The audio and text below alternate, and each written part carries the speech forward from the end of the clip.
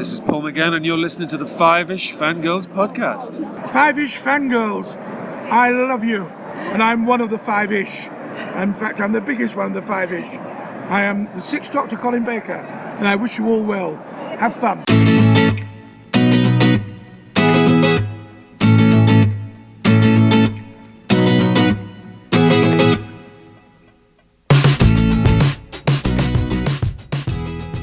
The tangents and squeak continue all the way to episode number 20 of the Five-ish Fangirls podcast. Let's all stop for a moment of silence for dear and departed Osgood. Welcome everyone to this week's episode of the Five-ish Fangirls podcast. So glad you could join us.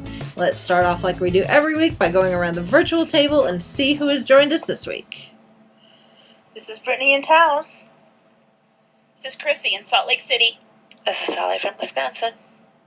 Mitch in Kitchener, Ontario. And this is Rachel in Indianapolis, Indiana. Hello, everyone. We are complete. We have a complete set this week. Yay! Yay! Party! Yeah. And very fitting, too, because we have reached a couple of milestones. This is episode number 20 of the Five-ish Fangirls podcast. And we've also reached the end of one of the seasons of one of our fandoms, but we will get into that shortly. First, we need to get into news. Yes, our first bit of news is that ABC announces premiere dates for Agent Carter and also return dates for Once Upon a Time and Agent of S.H.I.E.L.D. from the winter break.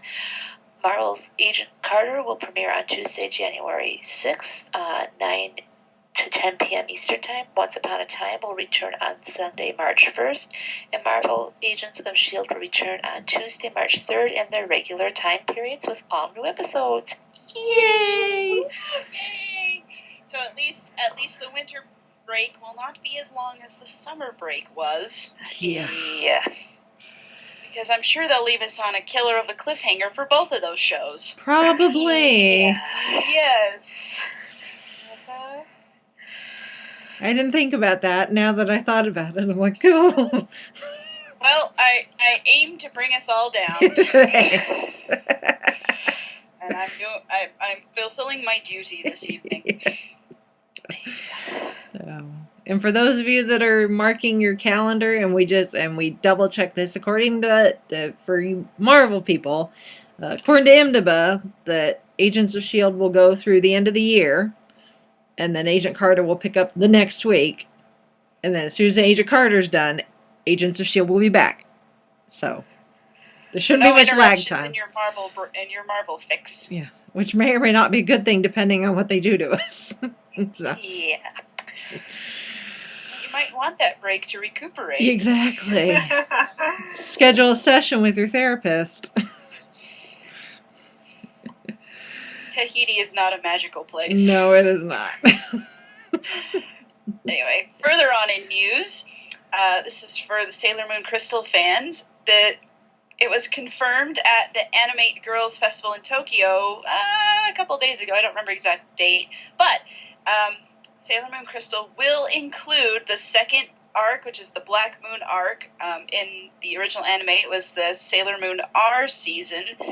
So they were going to be... So Sailor Chibi Moon is coming, which I won't spoil. Well, the spoilers are 20 years old. It's Sailor Moon's daughter. Anyway, so that story's coming.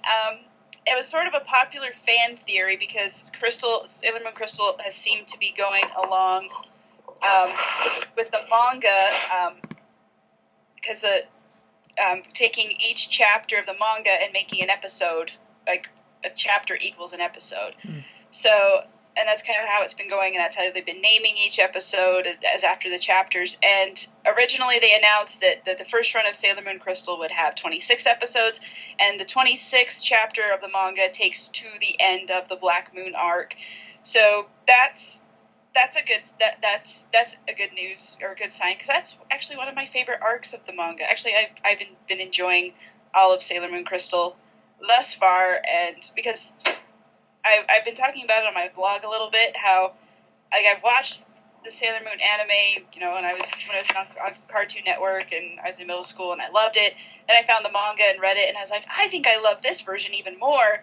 And because Crystal is going so faithfully to the manga, I'm like, I'm enjoying this. So I'm excited that they're doing the second arc, and I hope it's successful enough that they'll continue and do even more, because there's more story in the manga to tell. So maybe they'll get to do more stuff as they go along. But we're doing the Black Moon arc, which is where the Dark Kingdom arc talks about the past. Black Moon talks about the future, which I think is kind of a cool little bookend. So even if they don't get on with the rest, I figure that'll be good. Anyway, so that's my news. Cool. In other news, we got a full, I guess, not theatrical length, but I guess full length. I don't know what the proper terminology is for these things. We're calling it full length in the headlines. Yeah. So that's what we're calling it. Full length trailer for The Hobbit, The Battle of Five Armies, and this trailer is like 2.5, 3 minutes of just epicness. Yes. It's just, ooh. And if you know what happens in the book, prepare to cry. Yeah. Yeah. Yeah. Spoilers. Yeah. It's just, no. Oh, I'm glad I don't have to wait very long to see it. So we're only talking a couple of weeks here, so which is good. Desolation of Smog, the second one. Mm. I keep meaning to find a way, but other things get in the way. Well, the extended DVD of Desolation of Smog came out this last week. Not that you had time. I saw that. Which I'm going to get soon. At the very least, like red box it or something. Yeah. Something like that. Yeah. Oh, get your hands on that movie. Way at some point, eventually. Yeah. It's really good. I know. Preaching to the choir, I know. It's like if you the Tolkien adaptations by Peter Jackson, you just know that they're just they're fantastic. Oh yes. They are. I will. I just haven't gotten around to it yet. It's okay. I haven't gotten around to finishing Sleepy Hollow. You're fine to pick and choose. Yep. Yeah. Oh, I did get caught up on a bunch of stuff this past weekend, so we've been trugging Arrow and Flash and they're chugging along. Flora. Okay. To our next bit of news. Yes. Okay. ABC cancels Selfie, orders full season of Forever. The CW orders full season of The Flash.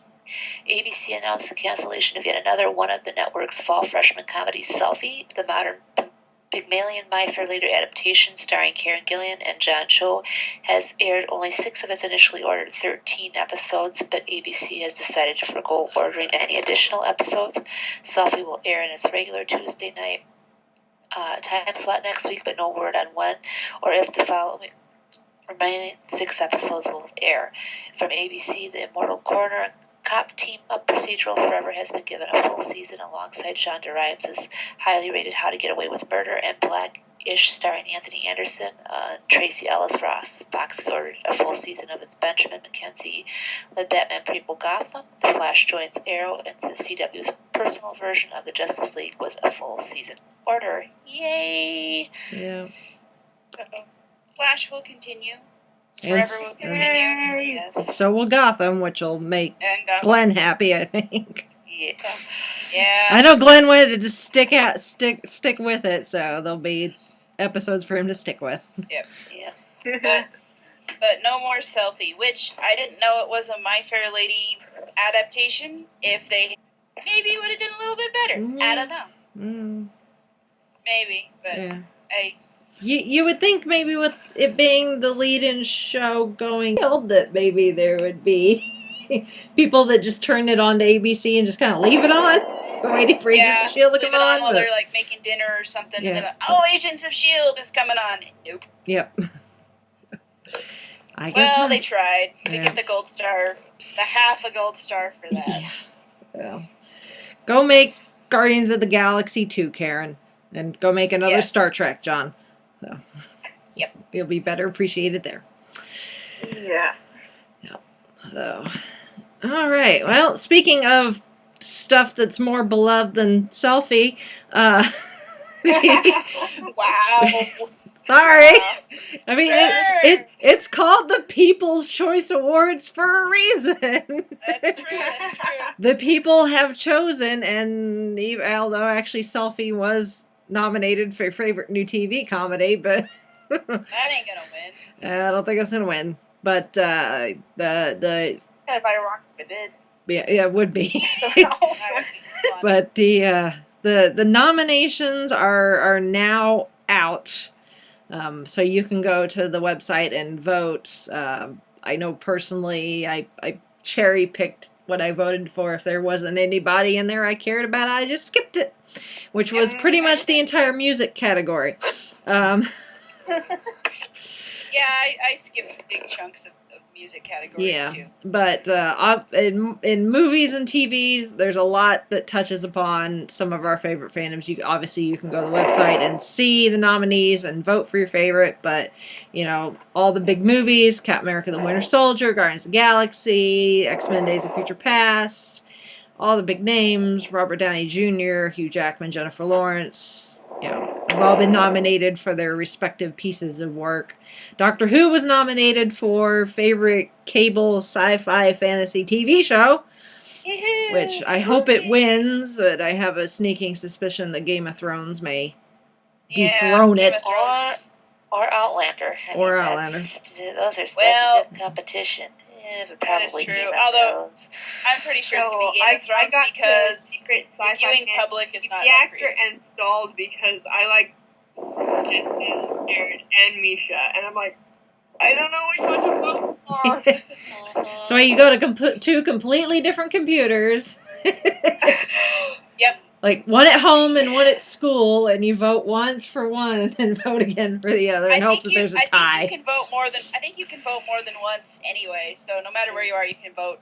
So let's see, Marvel's got a lot of nominees in the movie and in TV with Agents of Shield. Obviously, Once Upon a Time is nominated in 5 categories. They got into favorite TV show, which kind of surprised me, but because that's like favorite TV show overall. Then there's the categories like crime, drama, sci-fi, fantasy, and stuff. So Once Upon a Time is in the favorite network sci-fi fantasy TV show.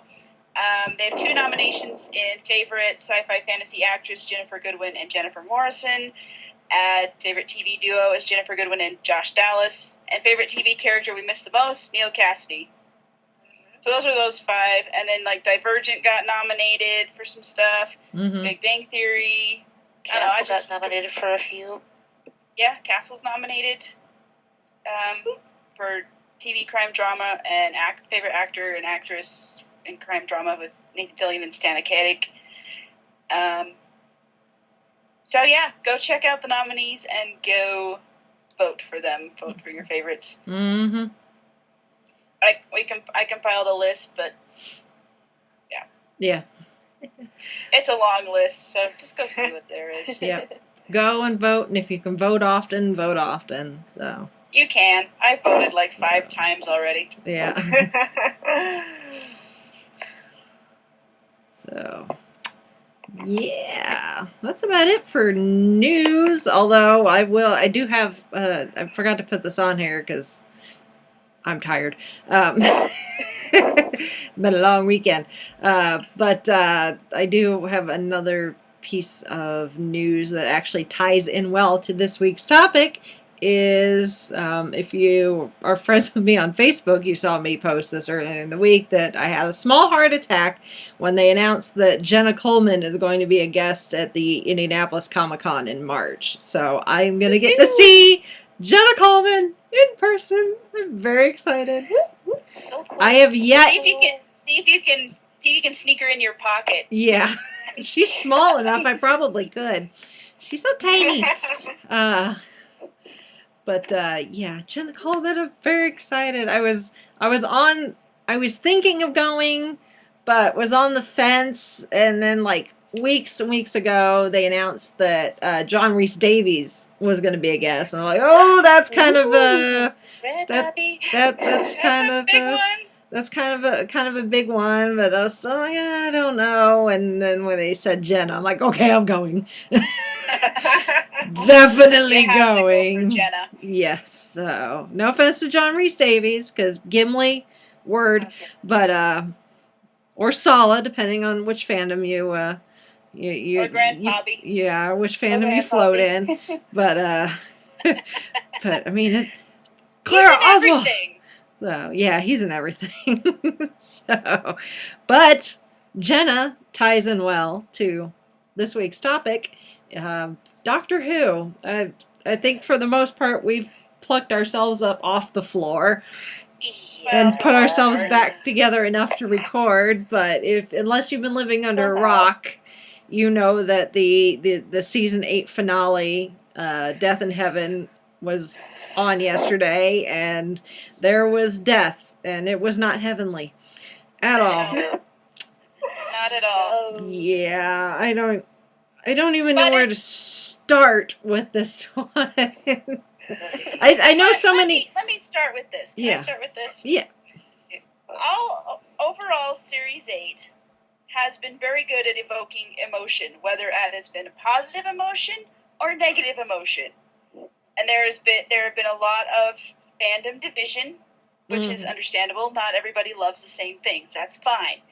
But I think I'm going to come in here and applaud Stephen Moffat and the cast and crew of Doctor Who of this series for making one of the best seasons of Doctor Who ever, because the writing has been top notch, the acting has been superb, everything has just been phenomenal, and I don't think we would have gotten such an emotional reaction this season as we did if it had been crap. But it was just because people actually care about this. Like, I think there was maybe the only episode I can think of actually being kind of meh was in the Forest of the Night, but I can kind of forgive that since it was right before the finale. And so kind of overall, since we're going to be talking about the whole thing, I just think it's been fantastic. Not that past seasons of Doctor Who haven't been good, but this has been an emotional experience. And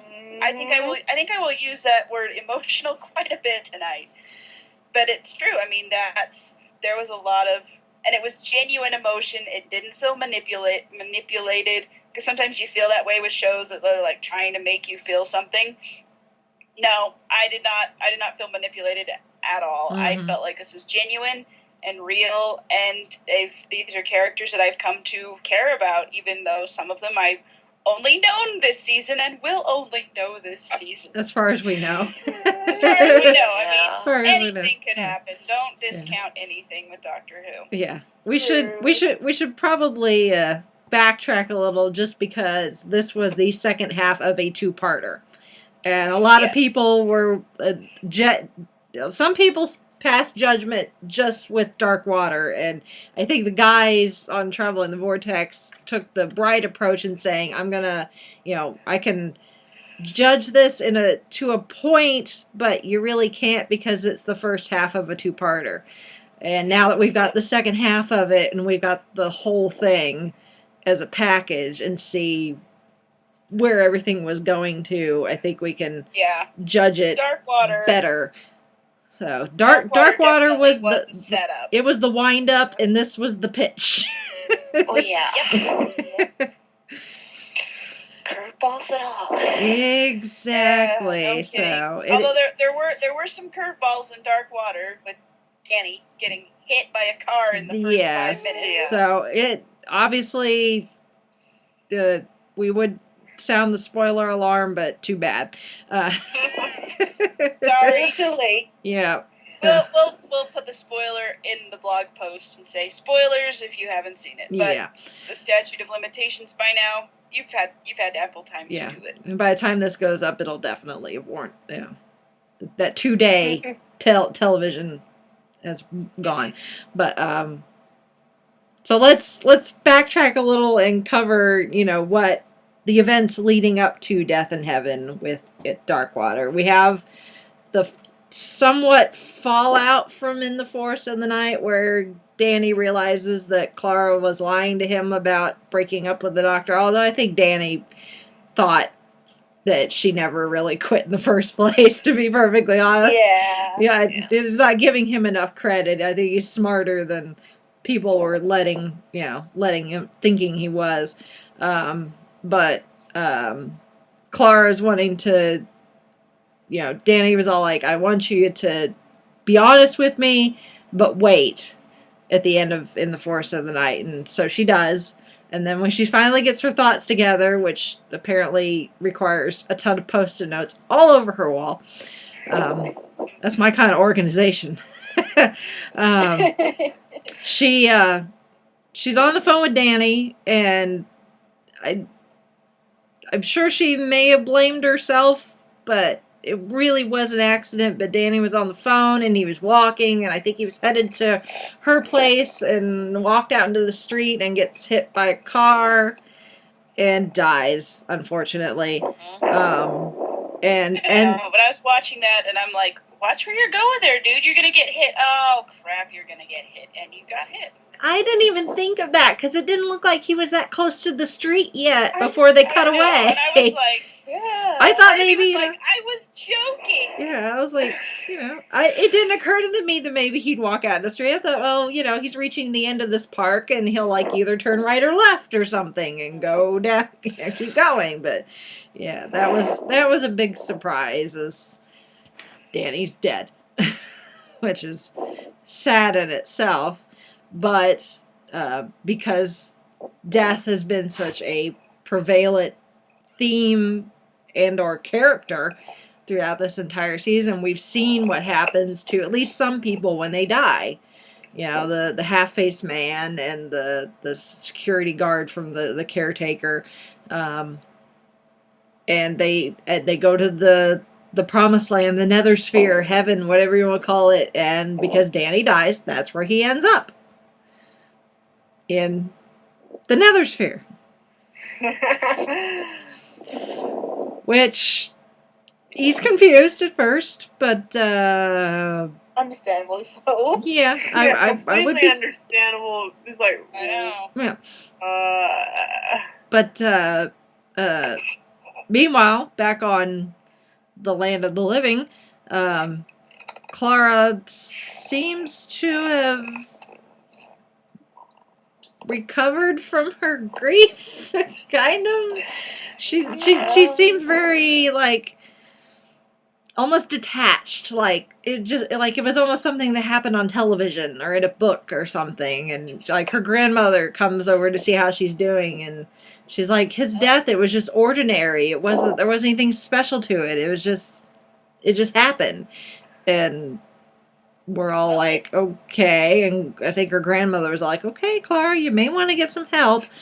But and everybody processes grief differently. And I think with Clara, yeah, it's like she's seen people die, in her travels with the doctor, but those are getting shot by a Dalek, or I'm trying to think of other things. I just thought of Into the Dalek, or other things that have happened, or the stuff that happened on Trenzalore, or all these things, and those are fantastical things.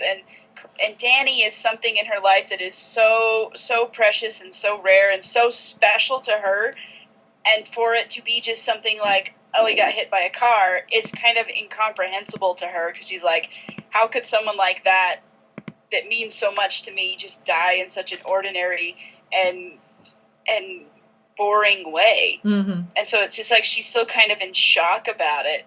And I think Jenna Coleman played that off just so well. Mm-hmm. I loved it. Yeah. Just that whole, because I don't know, you could probably, I am not an actor, I know nothing about acting or theater or anything like this, but I I imagine that playing something such a complicated and heartbreaking thing could be kind of a difficult thing to do, but she does it very well in this case. Well, that whole scene with the doctor and her taking, that with the lava flow and the TARDIS keys, I mean, I almost bought a hook, line, and sinker that, oh, crud, that finger snap with the TARDIS might not get him back in, and he's going to be out of luck.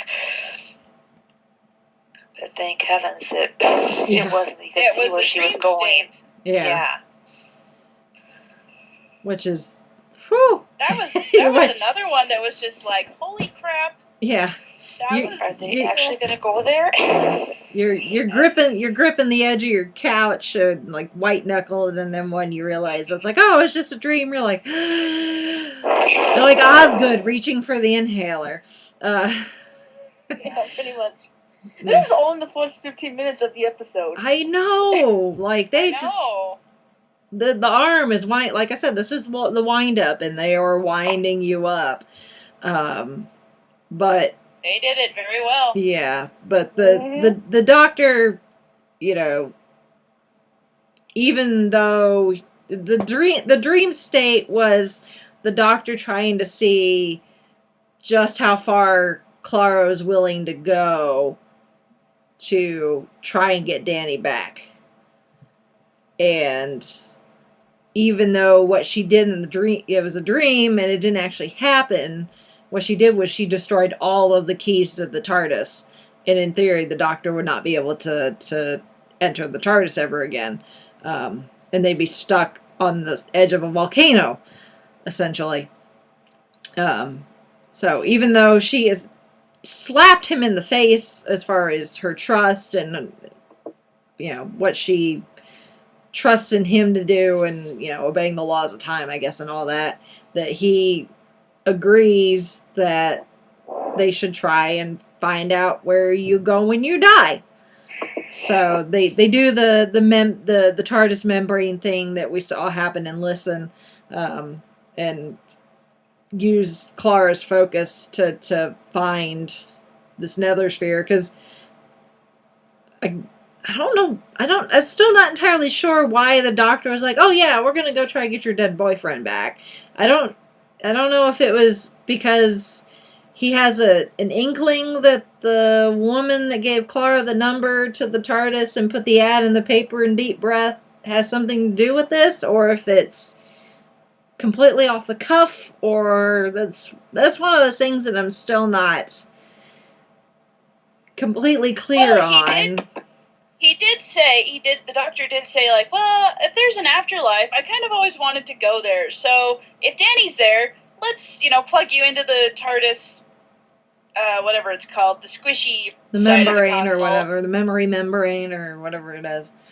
Yeah, that thing. Go put your telepathic circuits. Go stick your fingers in the TARDIS brain, and we're gonna go to the afterlife because you two are connected very, very strongly.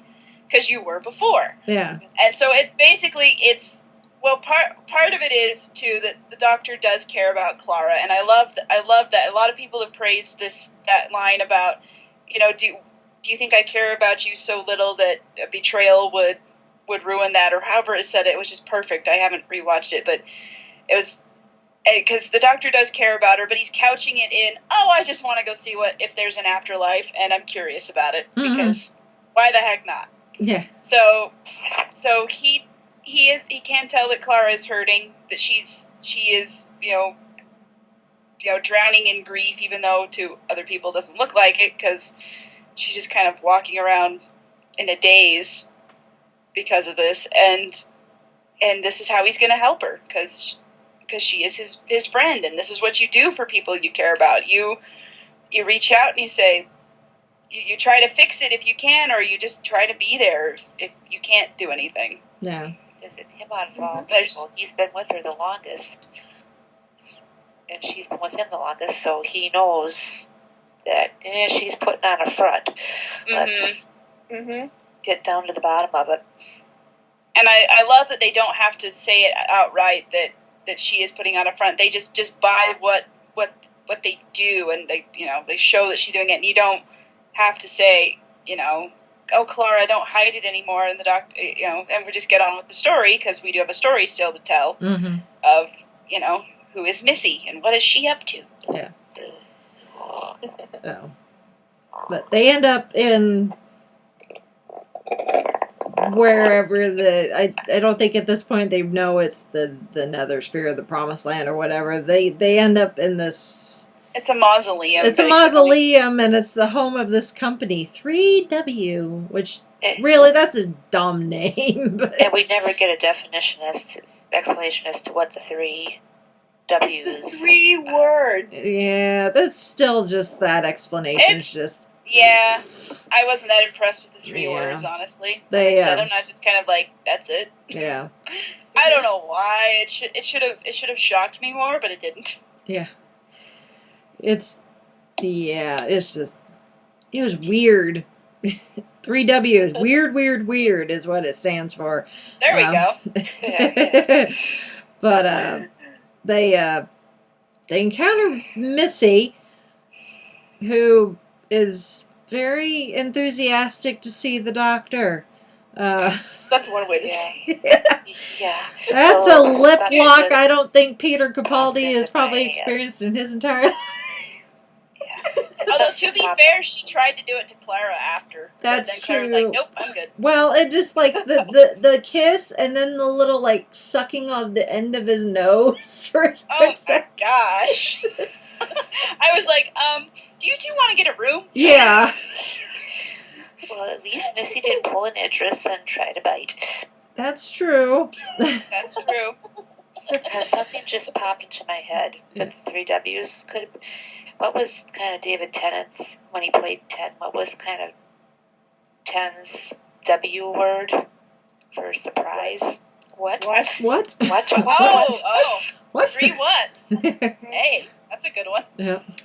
Oh, you brought up David Tennant, and I'm just kind of like, he never said wowzers. I think that was a Matt Smith. That was the Matt Smith, yeah. Wowza. Or no, that was Amy. No, Ripper said yowza. That's what it was. That's okay. There we go. Okay.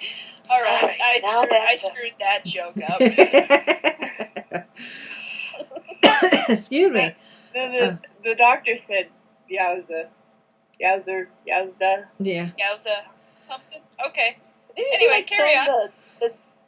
Matt Smith's doctor would say a lot of things, and then he'd be like, I'm never saying that ever again. So. Matt Smith's doctor choked on a toothpick. Actually, that was Matt Smith choking on a toothpick, and they just said throw it in. Yeah. I think most of that stuff was just Matt Smith being Matt Smith. So Yeah. Matt Smith asked for a toothpick just before going into that set, right? Yeah. I think so. Yeah. And then it got away from him, and it was just so perfect. They're like, it's going in. Anyway. If you don't know what we're talking about, go watch A Town Called Mercy. Yep. Can I just say, I'm so glad we all knew what that was about. Every single one of us just didn't miss a beat with that one. Go us. Yeah. If anything else, regardless of what the guys have to say about Town Called Mercy, it's got some memorable stuff in it. And that's one of them. Yeah. But, so, Missy introduces herself, and she claims that she's an android, which... Sure. I bought it for a sec. Yeah, I don't think so. I did for a little bit. Yeah. But then I was like, no, that's too easy. Yeah. There's got to be something else. Yeah. But I'm glad they tried to misdirect us. Yeah. But, so Clara and the doctor get passed off to Dr. Chang, who's one of the doctors. I'm doing air quotes because I don't know how many people there actually have an actual degree in anything. But they get the Grand Circle tour, and they find out that these mausoleums are like these giant tanks, and they're skeletons sitting in chairs. They're very reminiscent, and everybody said this, very reminiscent of the silence in the Wedding of a River Song. in those tanks, except they're skeletons, so they're not moving. But Dr. Chang, when they are moving. yeah, we'll get to that. But Dr. Chang, they ask about the skeletons, and Dr. Chang explains, well, people may come and want to visit and pay respects to their departed loved ones, but as they die, you decay, and it's disgusting. So they've developed this water that only allows some organic material to be seen. So the skeletons have been encased in something that would hide the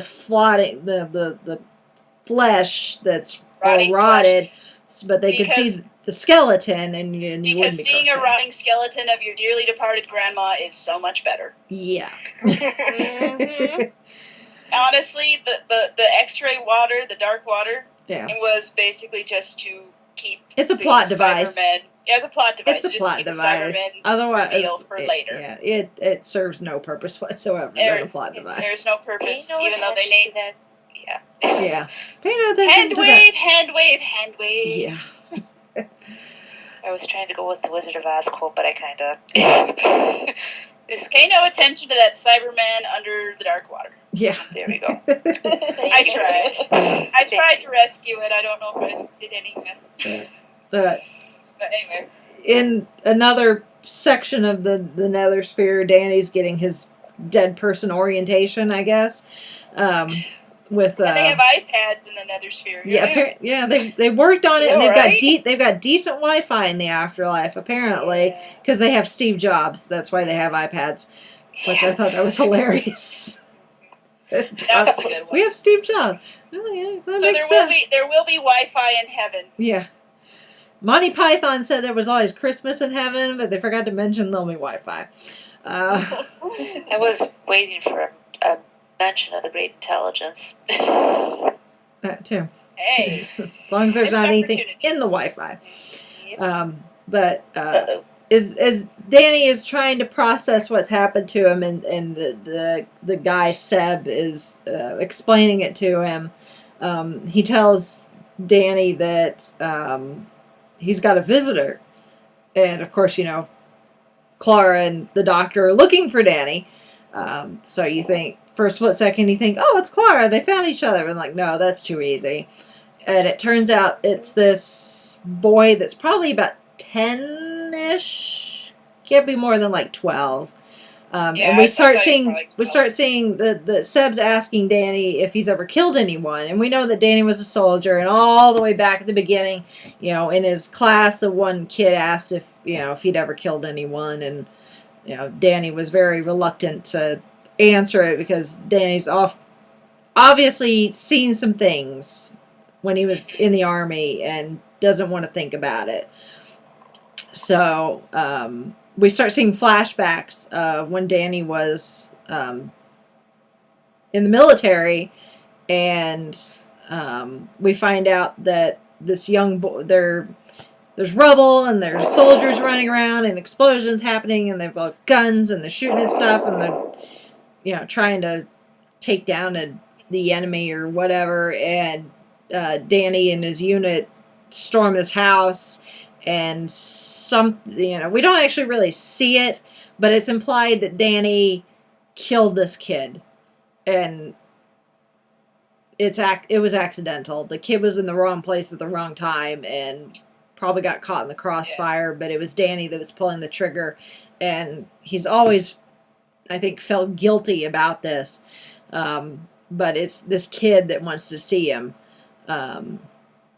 for closure or something. I don't know, because I guess the kid doesn't speak. Seb says that he doesn't say anything, and has been silent pretty much the entire time he's been there.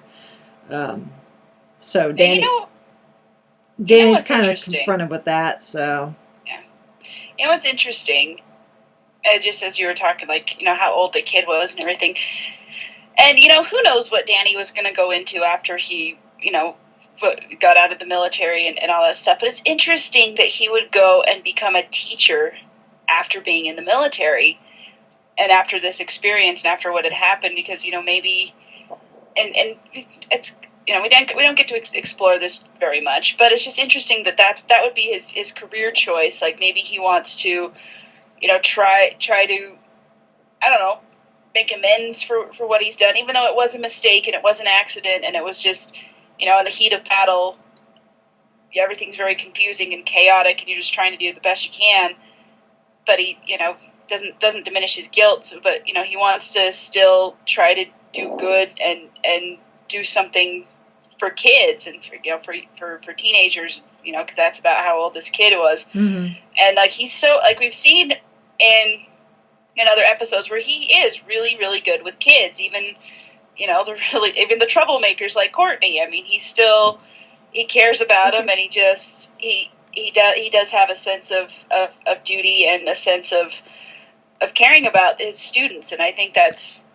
I mean, he may have already had a sense of that. Maybe did they ever say if he had any siblings, brothers and sisters? I don't think they ever did, because I mean, Seb even said that they were trying to contact next of kin, which I'm not sure exactly how that works. But so maybe Danny had a connection to kids already or something. Oh yeah. I don't know, but I'm just kind of guessing and inferring, just because that would shake anyone, I'm sure. Yeah. In that position, but that he would go and become a teacher. It was remarkable to me. I don't really have anything other to say other than that. But it sounds like a logical assumption to me, at least. So I really enjoyed Danny Pink as a character, and just kind of seeing what he does and what they do with him, and how he interacts with everybody else around him. I think he's a fascinating character, and I'm sad we don't get to see him anymore. Yeah. But we'll get to that, I'm sure. But he was great. Yeah. So, but the Doctor and Clara are still getting explanations from the Dr. Chang and the most long-winded reveal ever. I'm just kind of like, yeah. Are you done? Can you just say what you're going to say? You're not creating any suspense here. Just do the thing. They've, they come up with a way that Clara can. They hunt down Danny, and they find a way that Clara can supposedly talk to Danny over this kind of radio type thing. But the Doctor is just not convinced that what he's seeing is what's really happening.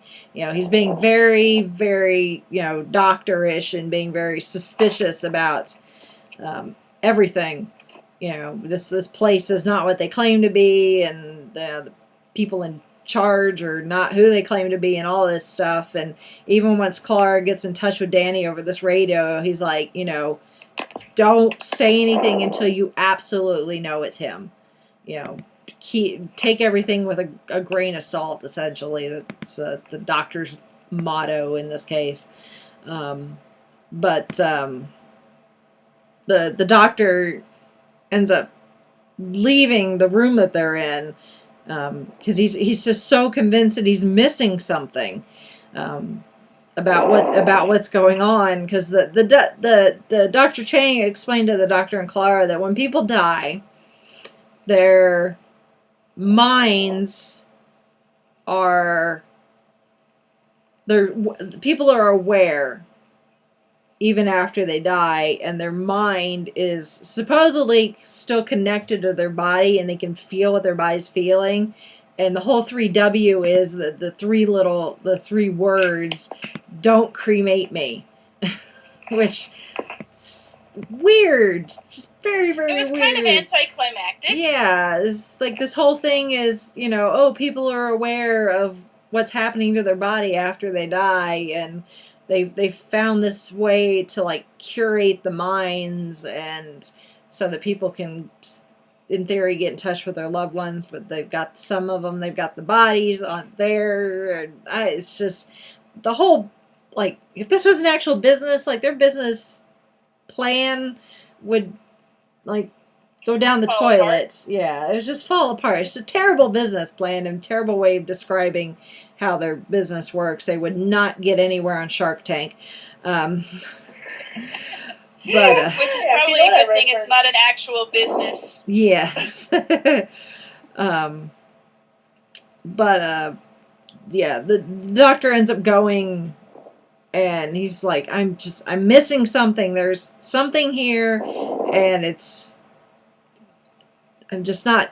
It's kind of like a deep breath where he's like, it's like I'm trying to tell myself something, and I'm not hearing it.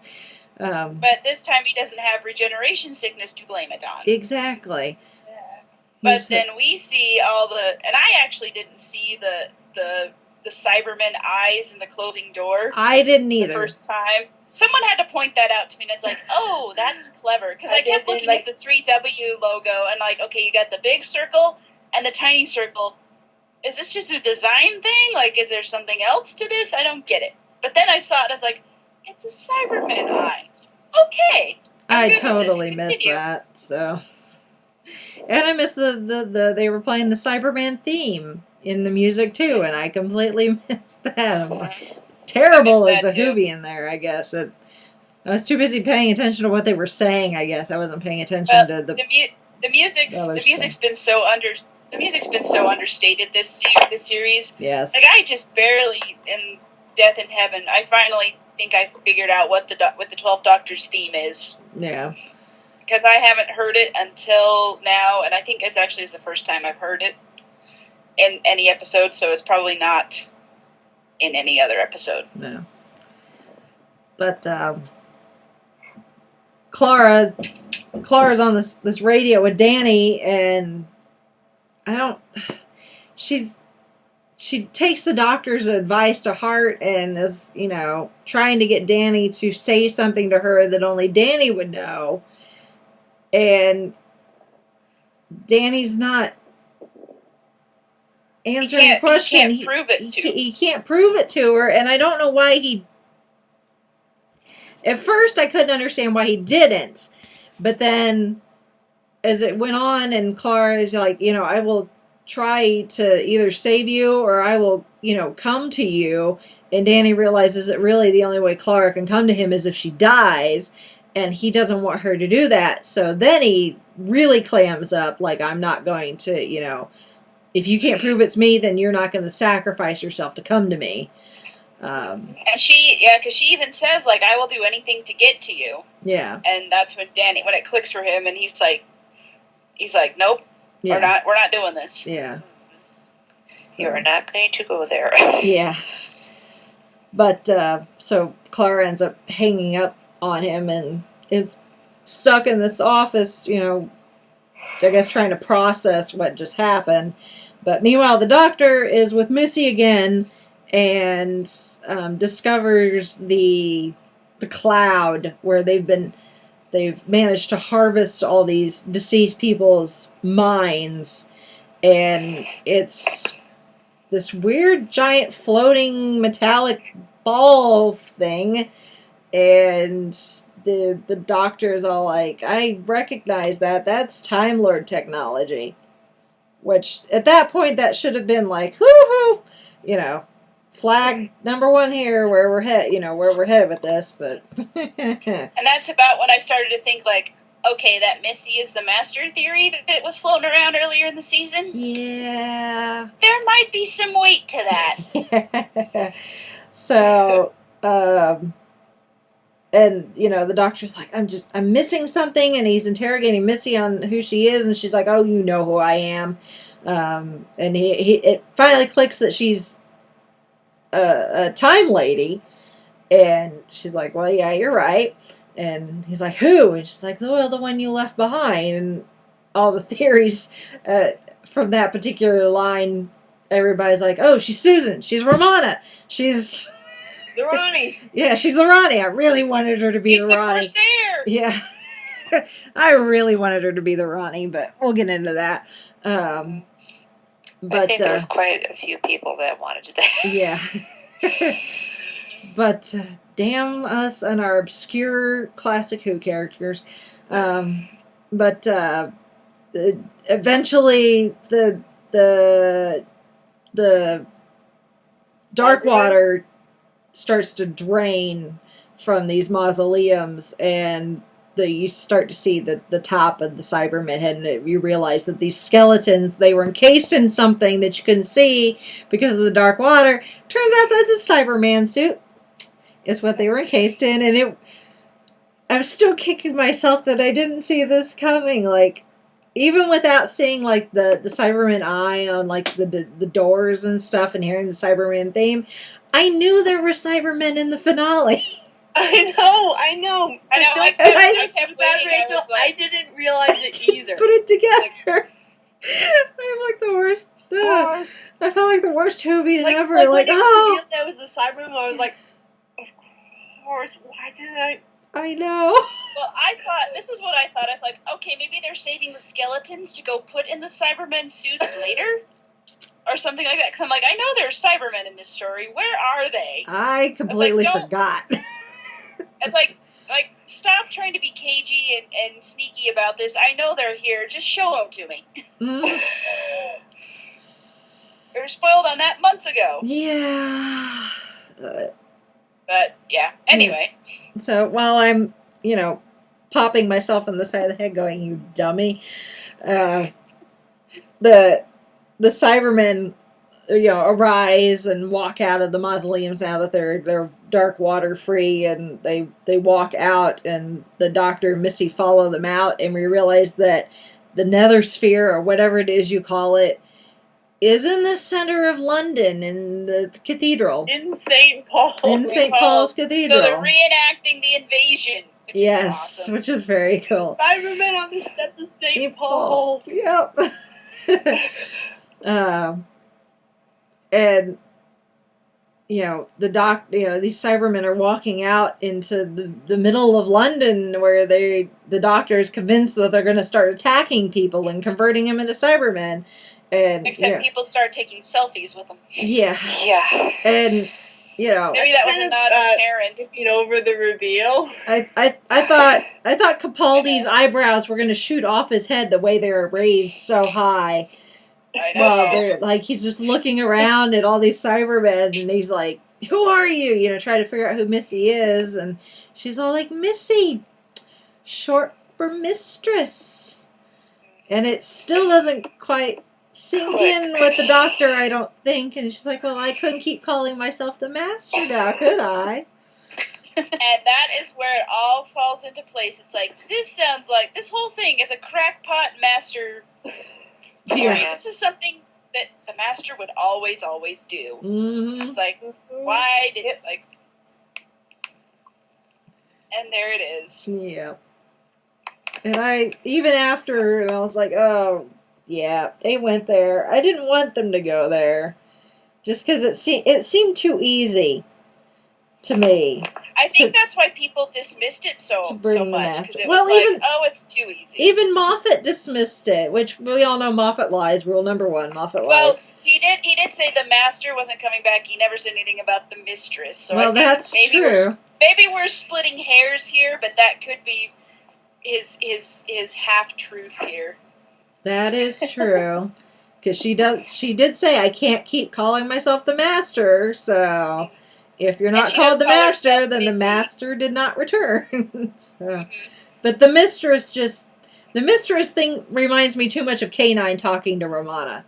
And then Leela. That's true. So which is why I like that we can call her Missy, because, I don't know, it helps differentiate, I guess, a little bit. Yeah. Because we have a way of saying, like, the Delgado Master, or the Ainley Master, or the Master from the movie, or John Sim, or Derek Jacobi, or Crispy Master, even. So now we have Missy Master. Yes, we have Missy Master. And I like that like, her name, she has a unique name built into this version. It helps tagging on Tumblr, at least. Yeah. I just call her Missy. That is true. So that's where Dark Water left us last week.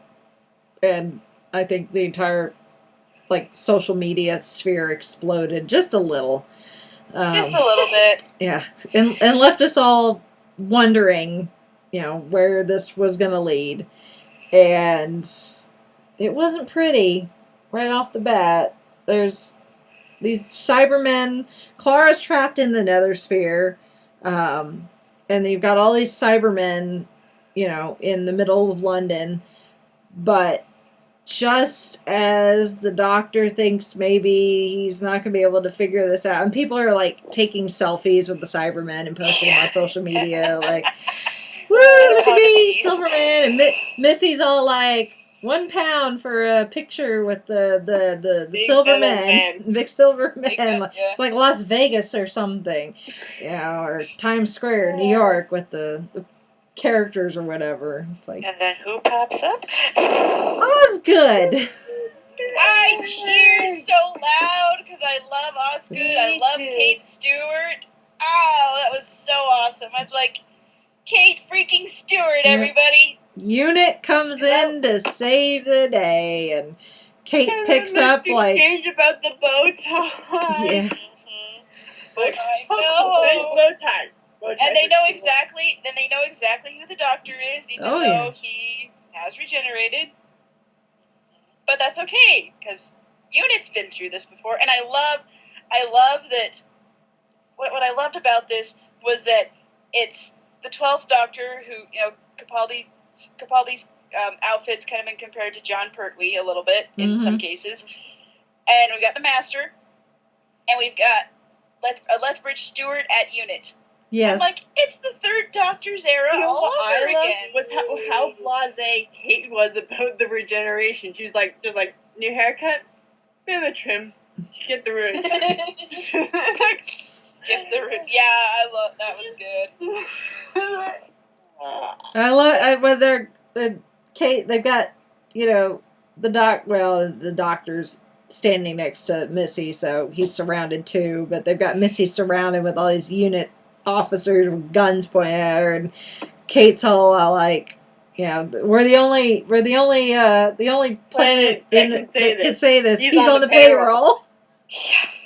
And I'm like, there were so many good lines in this. First, then I'm thinking, I bet his paychecks have all gotten lost in the vortex. Yeah, he's like, how much? And she's like, later. I'm sure he's got a bank account somewhere that's like stacked to high heaven. Probably in Geneva. He's probably got a Swiss bank account. The Brigadier was always talking to Geneva anyway. So that's true. And they were talking to Geneva in this one too. Yeah. So. Well, did you notice the callback to the 50th with after they arrest the Doctor? Sorry to skip ahead of it, but no. With the claw on the TARDIS. Oh, going into the boat. Yeah. Oh, yeah. I saw that. I'm like, this is the second time they've clawed the TARDIS that we know of. I hope the TARDIS doesn't mind being clawed like a animal in a game machine at Chuck E. Cheese. She's been carted all over. She's been dumped in the sewer. I think she can handle it. Yeah, she's a tough cookie. But they take the Doctor and Missy to an aircraft hangar. An aircraft hangar. Oh, wait, before we get there, we didn't talk about one of my favorite parts. Oh, when Kate had the classic Cyberman head. Oh yes, yes. Oh yeah, that was Bob's head. That was Cyberman Bob. Cyberman Bob. They found him out of the sewer. Yeah. Oh! Wait a minute. We skipped over Clara and the Cybermen still in the Nether Sphere. Well, I was going to get back to that. Oh, okay. You're getting there. Okay. Sorry. We can't forget Clara. Okay. We'll never forget Clara. Okay. But yeah, like the Missy was all like, who are you? How do you know what's going on here? And Kate's all like, well, we've experienced this before. So this is old hat to us. Human weapons aren't effective against cyber technology. It's like, yeah, you were here before we got stuff. Yeah. It's like, we're prepared. We're prepared for this incident. They got hip to we know how to deal with Cybermen. Yeah. Yeah. Just a little. Been there, done that. Got the T-shirt. Well, heck, Cybermen were Unit's very first thing, Oh, weren't yeah. they? Like, in the invasion, that was their first official out. Their baptism of fire. Yes.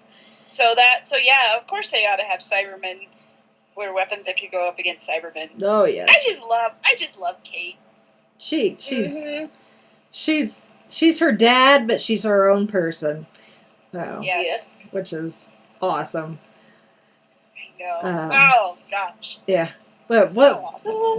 while they're taking the Doctor and Missy to this unit air hangar, Clara is still trapped in the Nether Sphere, and she's now being surrounded by Cybermen, which this is not Clara's first experience with Cybermen, so she knows what they are. She was in charge of a bomb that could destroy, like, part of the universe in Nightmare in Silver, so she knows what they're capable of. But she decides to try and it's a stalling tactic is what it is. It's she knows what she's doing, but she's trying to stall them, possibly killing her and turning her into a Cyberman. So she's pretending that Clara Oswald never really exists, that was a cover story, that she's actually the Doctor, is regenerated into this person that we all know as Clara Oswald, which we all know that's malarkey, but the Cybermen don't know that.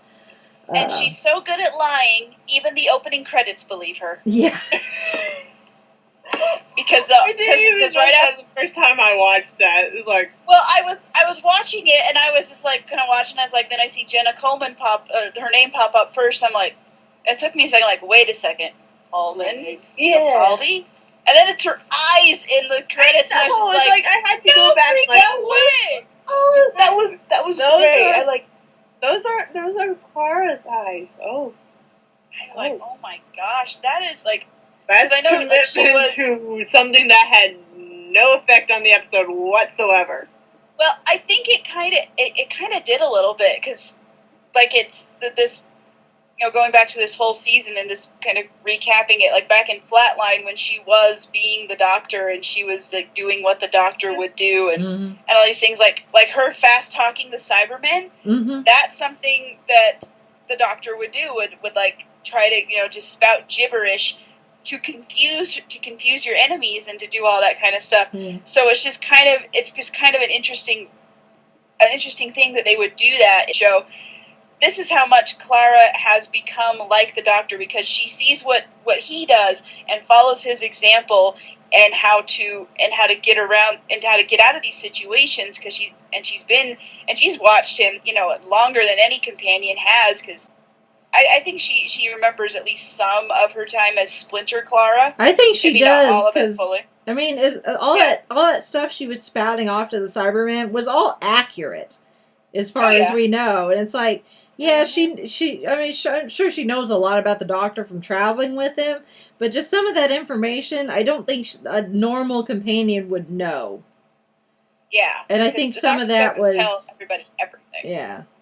I think some of that was information she retained from being in the Doctor's time stream, and that's why she was able to almost convince the Cybermen that she was the Doctor. Almost.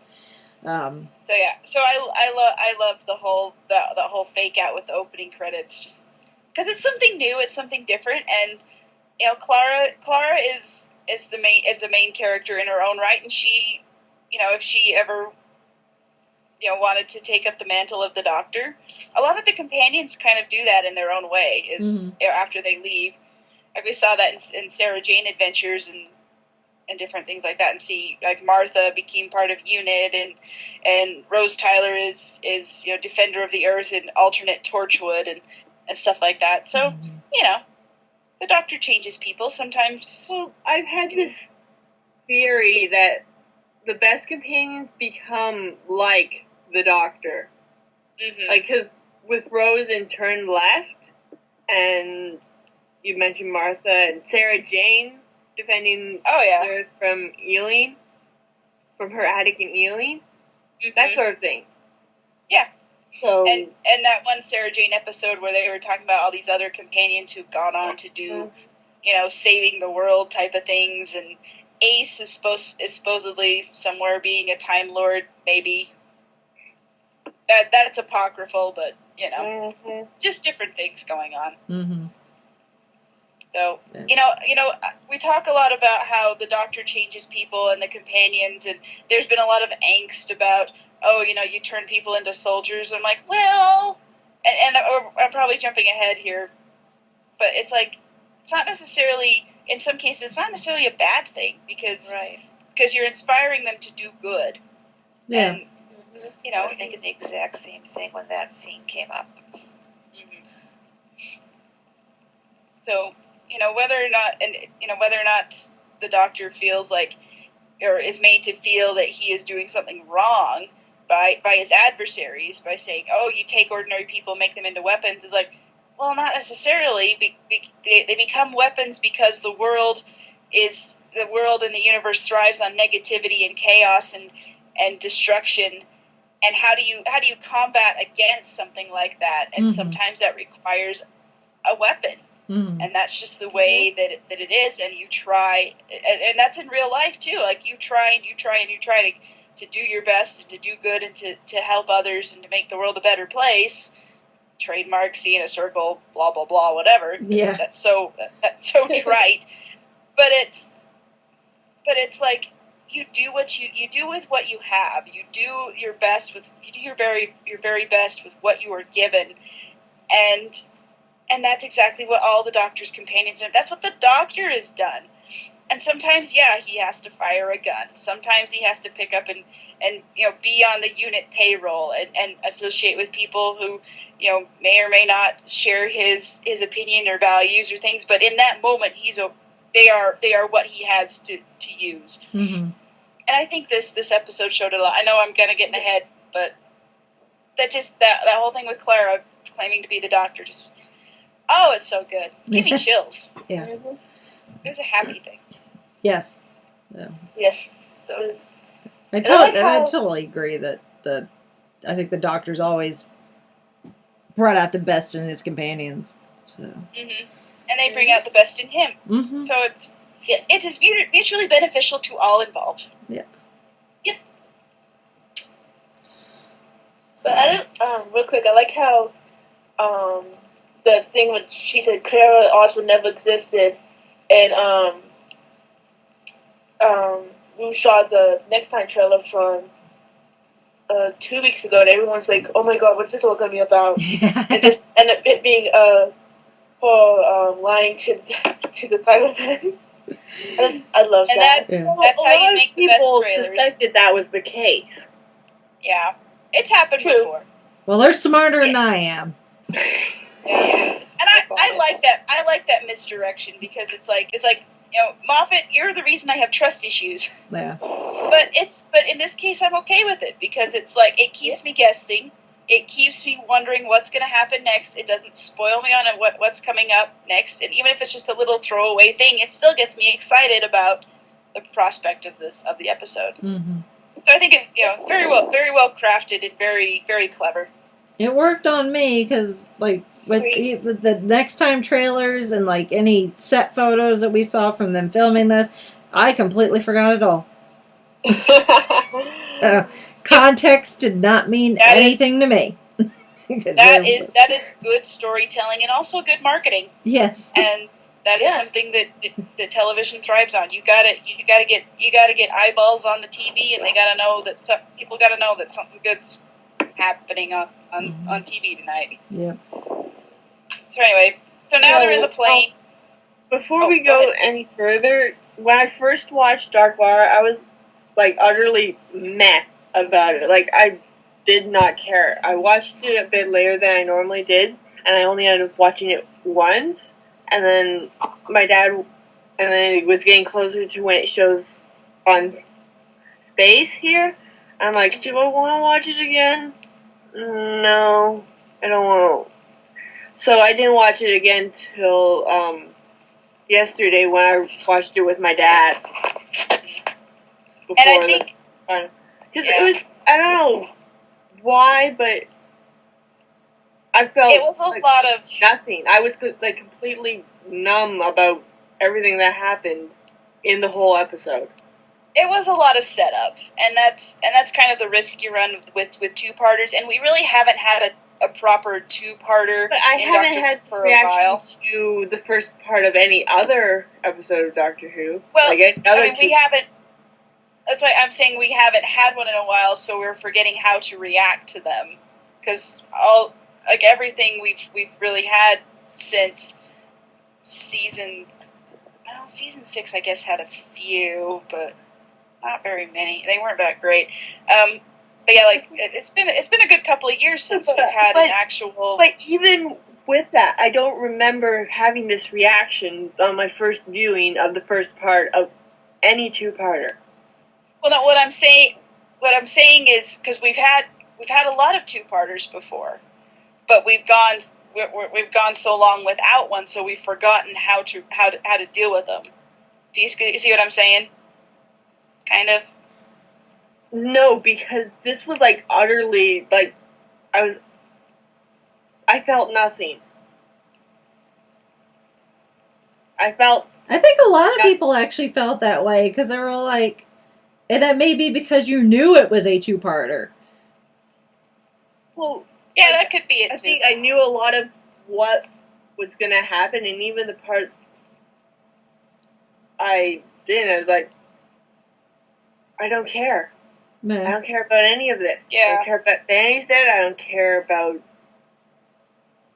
what's going on with the. I don't care about Clara threatening the Doctor because I don't get why it's I don't care about the Clara threatening the Doctor. I don't care about any of this. But you said you watched it again before you watched Death in Heaven. Did you feel anything different? A little bit, but that was watching because I had a week to absorb headcanons and other people's reactions. But maybe throughout the week I thought maybe I should rewatch it, and no. Yeah. Maybe now that both parts are out, maybe it would be watching it back to back. Maybe that would help. I don't know. Maybe. Mm. I'm gonna try because there were parts that I felt that same way because I was just kind of Danny's death kind of threw me for a loop, and I was still kind of preoccupied with that. And then the thing with Clara with the keys in the volcano. But then after that, the Nether Sphere, I was just kind of get on with it. Yeah. What are you doing? Yeah.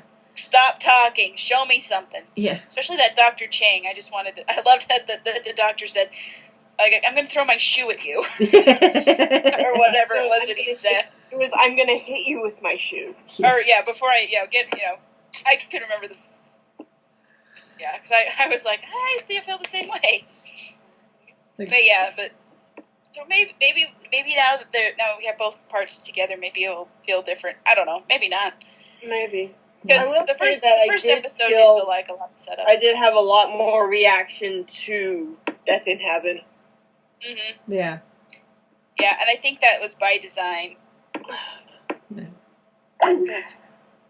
But that goes to show that, that's the risk you take with doing something where there's a cliffhanger. Yeah. And you have to set that up. I didn't even feel anything with the cliffhanger. Yeah. And I know I should have. I didn't really either, just because I was like, oh, that's okay, they are going there. Okay, whatever. Yeah, I was kind of like, well, yeah, we had that figured out months ago. Missy is the master. Yeah.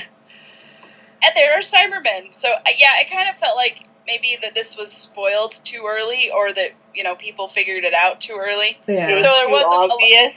It's too obvious, and so, they were trying to make it oh, you never know what's going to happen next. You never know. And it was just kind of we already know. So, just get on. Just we want to know. Don't sit around and talk about it. Actually, show us something exciting. Mm-hmm. So this really is a story of two different parts, and maybe Darkwater was a bit of a letdown in some parts, but Death in Heaven hit the gas and it never looked back. Yeah. Especially like I can really you, like I the Doctor becoming president of the world. Yeah. Oh yeah, no kidding. Like, and Kate's like, we've elected you as president of the entire world, and you speak Yeah. with human grace. And It he's gets like a hanger, and she's like talking about how unreliable the Doctor is and stuff, and that's why they cast him out. Yeah. And then They didn't know if like, he'd as soon as you cooperate. get on the plane, your word is law, literally. And then they go through and they do the whole thing, and they talk about how there was a thing, whole world agreed that during If there was a- alien invasions yeah. that they would elect a president. And the Doctor's all being disparaging and He's like, that's a stupid he's idea. like, Why whatever would you say, Mr. President. sort of like the whole world agreed to turn off the lights and kill the moon. Yeah. The whole world agreed to elect Doctor President in the event of an alien invasion. I Well, would vote. yeah. I would vote for that. He's got my vote because Yeah. I ain't gonna. He I got certainly. mine too. And the way he rubbed it in the Master's. I was just about to say that. It's like, all the time you're trying to take over the world, and look at me.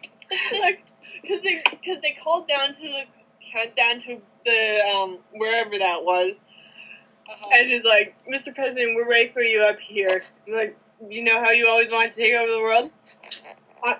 On my way. Bingo. Thank you, Mr. President. Easy as You know pie. what? I gotta say, I love how Michelle Gomez played Missy and the Master because she was just so. I think she was just a good blend of every incarnation of the Master that we've had. Like she was like this, the confident, suave. She had some of that, like the Delgado thing, and then she was like crazy crackpot all the time. But she made it her own. Like, this is the Missy Master, and this is not, going to be compared to any other Master. So it's like, it's still the Master, but it's also a very different sort of Master. And she's, like, crazy. Like, that scene with Osgood, with that whole thing where she was like... I'm gonna kill you in a minute. Yeah, or she's like, I'm going to tell you a secret and all these different things. And Osgood, I'm like, no, honey, don't go over there. No, don't do it. Trust your gut, trust your gut, trust your gut. Stay over there by your laptop. The Master is the bad, it is the villain. You know this. The unit archives are filled with Because Osgood knew who Missy was without anybody having to tell her because the doctor before the Doctor went up above in the plane, he was talking to Osgood because Osgood was messing with Missy's little remote control thing, and Osgood's like, who is she? And the Doctor's like, oh, it's a long story. She's like, really? I thought it was the Master, your old friend, regenerated into a female form. Like, and you know what's funny? That line is like exactly what the fans thought. Oh, we thought she was the Master. Yeah. So it's like, so Osgood continues to be the fandom stand-in on the show. Yeah. And then he said, time and... I forgot exactly what he said. He said time and space. He said, kind of says, on your bucket list. Put that on your bucket list. And I was like, yes, you're going to do it. And then... Yeah. Oh. The Master doing what the Master does. The Master escapes. Kills people we love. And kills people in the process. And apparently, I saw an interview with Moffat later, and his whole MO behind that was he wanted a death to actually mean something. Yeah. So that meant Osgood was on the chop. Yeah. And I was just like... The gal that plays Osgood... she's like, I got the script and I was looking at it on my phone and I got to that and I saw that and she's like, really? Oh, me? Why me? Break my heart. Yeah, but poor Osgood became a pile of ashes and her spectacles, which Missy then proceeded to step on. Can you imagine if they left the bow tie behind? No, that would have made it worse. Oh. That would have made it worse. I know. So they're clearly I'm in a life-ruining mood tonight. yeah. So the Missy's escaped and is gonna hatch the next phase of her diabolical plan. And meanwhile, the doctor with Kate and these other unit people are up in the other part of the plane, like Air Force One, and trying to figure out what's going on. And the whole thing is all these Cybermen. Missy released out into public, and then the Cybermen with this new upgrade can fly. So they took a page from the Daleks, apparently. They're Iron Cybermen. Yeah, Not Iron Man. Plans from Stark Industries. Yeah. Way to go, Tony! You didn't keep those plans under lock and key. Yeah, really. Well, that gives a picture that I saw, like, last year, a whole new meaning. Like, Oh yeah, I wonder if Moffat saw that and like, I can do something with that. Yeah, probably. like, Probably. But the Cybermen they fly. They're all over the world, but they fly up into the sky and they explode. And when they do that, they form these giant clouds, these just dark, menacing clouds, and then it starts raining. But it only rains over places where there are dead people, like graveyards and funeral homes. Should anybody catch the name of the funeral home? Chaplain Funeral Home. I was like, Funeral yay! Nice little nod to Dodo there. Dodo got recognition. Yeah. Yay! Yay! But what they're doing in this rain is falling in these specific places, and what this rain is doing is it's Cyberman pollen, apparently, is what this is, according to the doctor. And it goes to where there's dead bodies, and according to the doctor, whenever this Cyberman pollen comes in touch with compatible organic material, it turns it into Cyberman. And then with the cloud that they were using, housing all these dead people's minds, the minds are then put back into the bodies, but now the bodies, it's the person's mind, but in a Cyberman body. And all the Cybermen are like climbing out of mausoleums and graveyards and coming to life in morgues. And there's one particular that comes alive that's very important that we see in the local morgue or whatever. But we'll get to that in a second. But so the Cybermen are breeding using this pollen that's falling from the sky. But the doctor's explaining this to Kate and all that, and what we see all these Cybermen coming to life, and Clara is still trying to talk her way out of the Nether Sphere, and is almost there, but not quite. But then there's like two Cybermen that she's trying to talk her way out of getting past, and another one comes from the opposite direction, and she's still trying to talk her way out of this, and this one Cyberman shoots her, but just enough to really knock her out, but then takes out the other ones. And we find out that this one Cyberman is Danny. Danny has been turned into a Cyberman, and he rescues Clara from the Nether Sphere and takes her to a graveyard. I don't know why it was that particular graveyard or what. Maybe it was just the nearest graveyard. It may have just been the nearest graveyard. Yeah. So Clara's at this graveyard, but up in the sky in Unit Boat 1 or whatever the heck it's called, the doctor and Kate are still trying to figure out, where all of this is going, and they realize that Missy is free, and Cybermen that can fly, because they can fly now, have reached the plane, and it's very like Twilight Zone. That guy I can think of was that episode of the Twilight Zone with William Shatner, where he's convinced that there's a person or a creature out on the plane tearing it apart. Except in this case, there actually are creatures trying to tear the plane apart, and they do. There's this one guy, this one unit officer who's like, "What's a Cyberman gonna do to an airplane?" I'm like, "You dummy! Oh, jeez. Tear it apart!" And of course, he's the first one to go out the window the minute they tear one of the windows off. He probably deserved it, idiot. Oh, wow. You say it's That one the doctor was referring to as Man Scout. yes, the Man Scout, because he Yeah, looks like an I overgrown think Boy so, Scout. yeah.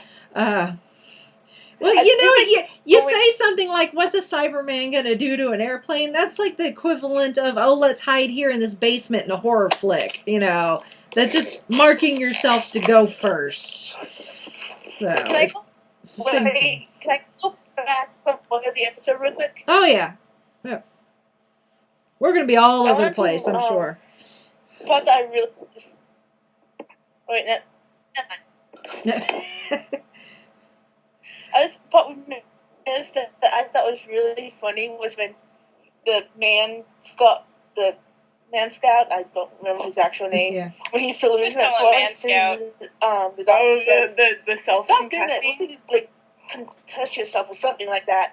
And it says, oh, that's That explains all military. yeah, stuff. Yeah. military this board.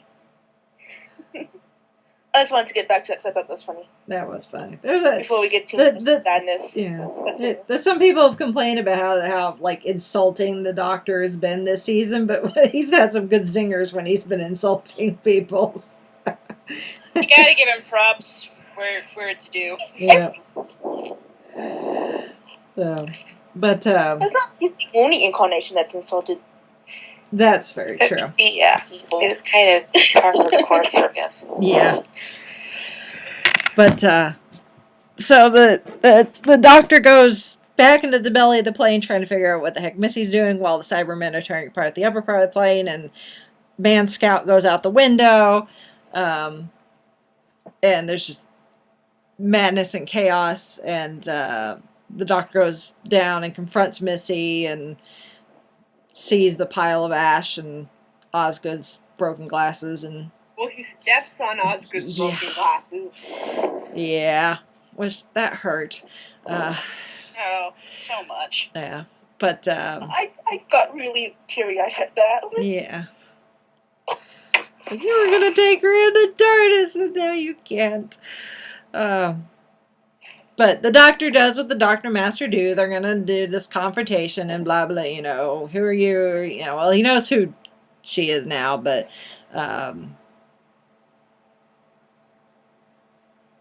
wait. Well, I guess like I said, we're gonna be all over the place. We're gonna backtrack a little bit. When they first get on the plane, and the Doctor interrogates Missy some more and finds out how the Master survived, and Missy says, which I think is the theory that I thought of, is because Gallifrey is still out there, and that still doesn't quite explain what happened to the last incarnation of the Master we saw, but something has to do with Gallifrey actually still being out there, and Missy claims to know where Gallifrey is. That it, you know, it's like, yes, you did put it in a pocket parallel universe, but it's not lost. I know where it is. Yes, it's in another dimension. Yeah. No, it's not lost. Yeah, and kind of dangles that carrot. But his presidential duties get in the way of him, I guess, finding out more information. But so they Gallifrey refused to tell him. well, that too. The best, she knows where it is, and she said the best part of knowing where it is was not Telling the you, Doctor. yeah.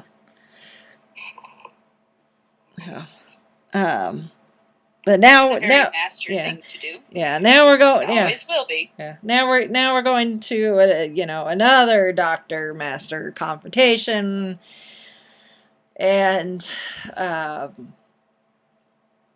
Missy's gonna use. She's got this steampunk, like a little looks like a Fitbit on her wrist. That apparently is her control for all the Cybermen and allows her to get from point A to point B as well. Doubles as a transmat or whatever. But as a parting gift on her way out, Kate decides to come down into the belly of the plane too. And as Missy opens up the side of the plane, Kate goes flying out of the side of the plane, and we're like, crap! Osgood's dead, and there goes Kate. Really loud. Yeah. No. Yeah. No, not Hotel. I was like, You you killed off Osgood. Do not take away Kate Stewart. Yeah. And And they then did. there she went. And I I was think I came mad. close to throwing something at the TV when that happened. Yeah. I had to pause it and get up and walk away Yeah. for a little while. 'Cause, But no. I'm still not entirely sure, but somewhere in this kerfuffle after Kate goes out and Missy transmats or whatever away, the Doctor also goes out the side of the plane, and so does the TARDIS. And we think, we didn't see the TARDIS go out, so I'm still not... Well, the TARDIS is indestructible. It probably started falling when the plane blew up. Well, that's true. But so the Doctor is falling, headed to Earth. Oh yeah, because Missy's like, she sends a command. She's like, blow up the plane somewhere. She's like, somewhere over Belgium, because they're not. Why? No, because no, they're she not also French. said blow up Belgium. Yeah, or blow up plane Belgium. and Belgium. Yeah, and she's like, Because why? they're- Because they're not French. Apparently, because they're not even French. Yes. And I missed that. what one. is it with Moffat and Belgium? I don't know. That's a good Belgium? point. It's just Hero kind the of a silly reference sounding in name. Hero I don't Time know. Pack, which has the reference to blowing a hole in the universe the exact size of Belgium. Belgium. Belgium. It's just I don't know. Well, It's, it's you anticlimactic. can say it. You got something against Belgium because there is also the line of Belgium. That's a bit undramatic. Maybe he's got an don't know. ex-girlfriend that was Belgian or something. I don't know. I think it's just the word Belgium. Like, you say it enough, and it's kind of like, it starts to sound silly. Yeah. No offense to Belgium, but Yeah. Well, I like your waffles. I think I think it was Hitchhiker's Guide to the Galaxy or something like that. Belgium is one of the languages, and that Belgium is a bad word or something, like a swear word. I think there's something about the UK and Belgium that they just kind of like to make fun of them or something. Maybe, I don't know. If we have any British listeners, let us know. Yeah. What do you have against Like Belgium? that. Is this a cultural joke that we North Americans can't get? It may be. Just Tell us. I'm curious. Yes. Okay. Yeah. So chaos continues So- to ensue. Yeah. TARDIS, Doctor falling. Missy's back in the Nether Sphere with Seb, and they're watching the Doctor fall, and Missy's not impressed because she thinks that that's a stupid way for the Doctor to die. But then the Doctor, Doctor's starts reaching into his his waistcoat That's for like talking something. about how the Doctor falling from the plane and dying that way would be dramatic, Yeah. or something. And then Missy's like, kindly delete your opinion. Yeah. Yeah. But And then the Doctor starts reaching in his pocket for the TARDIS key. yeah, and then starts accelerating. He goes into a Tom And, Cruise he type dies. thing. He streamlines and starts to squeeze, and then Seb literally goes, squeeze! He has permission to squeeze. It's And like, I our love that. thing has been And- validated. And I love that because the official Doctor Who Facebook page put that up as a screen grab and captioned it "squee" with Seb and his happy face, and Missy just looks internally unimpressed, and I'm like, right click save. Yeah. I'm gonna use that I was for like- something. As I told Rachel, I was talking to Rachel on Facebook, and I was saying, even the baddies have time to fanboy over the Doctor. Mm-hmm. Absolutely. So the doctor, we can see what the doctor's doing is he's gonna get into the TARDIS and then pilot his TARDIS and not crash on like a like a piece of hail onto the ground. But meanwhile, Clara is woken up in this this graveyard. Like the imagery of the way, like he gets into the TARDIS and you hear the dematerializing, and then it appears above the clouds, and it's so beautiful. Yeah. Yes, that was gorgeous. And when Clara landed in that graveyard, I'm thinking, oh, are we going to land back to the one from the snowman? And she's going to wake up and turn around and see the grave for Oswald Oswald? Oswald. Yeah. Yeah. That would have been interesting. There were so many people when they see this graveyard, and even back when they were filming in this graveyard, and so many people were like, Amy and Rory, Amy and Rory. I'm like, no, Amy and Rory are in New York City. This is in London. We're not going to get Amy and Rory. Sorry. This may have been the same one they filmed in, or they may have done some extra shots in this particular graveyard. But no Amy and Rory. Wrong continent. I'm sorry. There were so many people like all over the place. Amy and Rory, Amy and Rory. I'm like, no. I didn't hear any of that. Oh, I did. I saw it. It was just, people, I know you loved Amy and Rory. Move on. But Clara wakes up in this graveyard, and we see the Cybermen that have just been pollinated start to climb out of the graves and all that, and but these Cybermen aren't doing anything. They just kind of stand there like they're awaiting orders. They've probably been dead for a long time, so What? it's kind of Well, readjust. Yeah. The doctor when remember how to walk. Yeah, so when they were still on the plane and some of them were starting to come alive, and they were like, they're not really doing anything. And the doctor's like, well, they're newly reborn. they'll pick up speed here in a little bit.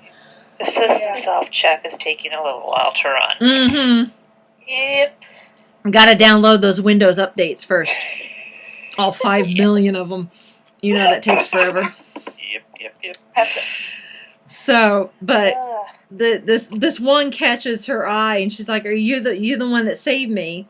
And it kind of stands her. there. Brought me here. Yeah, you're the one that brought me here, and it kind of lowers its head, and then it takes the front of its face off, and they see that it's Danny, and props to the makeup people, but that was really hard to look at. Yeah, with like really the screws coming through his cheeks. That's just that was. I almost had to not look. Form with his name on it from the mortuary. Still hidden in his hand. Yeah. In his hand, he had it all crumbled. And the whole time Clara was going, the doctor's the one I trust. He's the only one that I, And then the face mask comes off. The face mask comes off. Like, the whole time I was like, oh, that one's Danny, isn't it? That one's Danny, isn't it? Crap, that one's Danny. Danny was asking where the doctor was, and, Cara's like, I'm not giving him up. Yeah. He's my best friend. Yeah. And true, Danny is, to Clara, Danny is dead. Yes. She is dead. So, at this point, yes, Danny is the only one, or the doctor is the only... Yeah, the doctor, I meant. He is the only one that, he is her best friend. So that is true. So it's not like that's problematic or anything. Yeah, but it still had to hurt. Well, yes. Yeah, it did. I'm no doubt about that. Yeah. But Danny explains to her that he's got an inhibitor in his chest, and it's not been turned on yet, and that's what blocks off the emotions, because he didn't delete his emotions when he was in the nether sphere. Exactly. They had given him the option to delete himself, and then that would have made him a proper Cyberman, but just it didn't. He ended up not pushing the button, and then this, they got this notification. Oh, you're actually going to go home, and I'm using air quotes again. And You're going back. Yeah, you're going back, and there wasn't anything he could do about it. So he gets downloaded, but the inhibitor hasn't been turned on because he didn't delete himself. So he still knows who he is. He still knows who Clara is and all that. And he still feels. He still feels, and it's just so. It's too much, and he wants her to turn the inhibitor on, but she's about to do it, or she's attempting to do it. He's got all these switches, and she's like, I'm just gonna push them all until something happens. And she's only got like a couple left, and that's when the doctor shows up. He's like, no, don't do it, because the minute you do that, he'll turn into a proper Cyberman, and he'll tear you limb from limb. But then, between Danny and Clara, pleading to the doctor, he eventually hands over a sonic screwdriver, and well, because the doctor needs to know something. What was it? Well, he wanted to know what was going to happen next. He wanted to know what the next phase of the plan was. To know that, Danny needed the inhibitor turned on to fully access the cyber. The hive, because the Cybermen are part of a hive, essentially. So it's a hive mind. So any Cyberman that's connected, well, they all have the same information, essentially. But they turn it on. They end up turning the inhibitor on, and he doesn't attack Clara like the doctor thought he would. But he does. He does give the doctor some information, but not a whole lot. But then Missy shows up, like she is descending from the sky, like a demented Mary Poppins, and then floats the last little bit. Yeah, looking like a demented Mary Poppins. Yes, that's what I thought too when I saw it. Yeah, me too. Like, oh, gee, thanks for ruining my absolute favorite Disney movie of all time. Thanks a lot, Steve Moffat. Well, it's Missy chose her look well, I guess. I guess so. I halfway expected to hear her start singing Supercalifragilisticexpialidocious, but probably couldn't get the rights to it. Yeah. Probably not. Yeah, but we will just imagine. Yeah, I'd rather not. I'd like to keep that childhood memory intact. Thank you. I'm pretty sure there's some fan art. Oh, I'm sure there doing is. That. I'm sure there is. I'm not going to go looking for it. Oh, wait a second. I've seen like fan art and fan theories that Mary Poppins is a Time Lady. Well, I like that better. We'll stick with that one. Yeah, but not this Time Lady. Yeah. Yeah. So Missy comes, and we're gonna have yet another Doctor Master confrontation, and Missy decides that to show what she can really do as far as her design of these Cybermen and all that, and she uses her little Fitbit, steampunk Fitbit, and orders them around. It's like a weird game of Simon Says. Raise your right arm, raise your left arm, turn in a circle, and all the Cybermen obey. Hokey pokey, and you turn yourself around. And then she kind of went into like the whole like the safety instructions on an airplane. Yeah. Exits can be found in the front, middle, and rear of the plane. Now the whole time thinking, okay, British Airways, this is what you take from Air New Zealand, and you make that your safety video. Yeah. Yes. Yeah, or whatever Britain's commercial airline thingy is. Yeah. I think it's British Airways. Yeah. Anyway. I think so. That sounds familiar, at least. Yep. So, yeah, but at this point, between, Danny's, plea, and Clara's plea, just to end his suffering, and the doctor is just, he can't, you can see he's just struggling with this entire thing. His companion is upset, and her boyfriend has been turned into Cyberman, and is obviously, he's dead is what he is, and he's got the master is back, and he's just a mess, like a kid really confused on a something. I'm trying to come up with a metaphor, and I got nothing.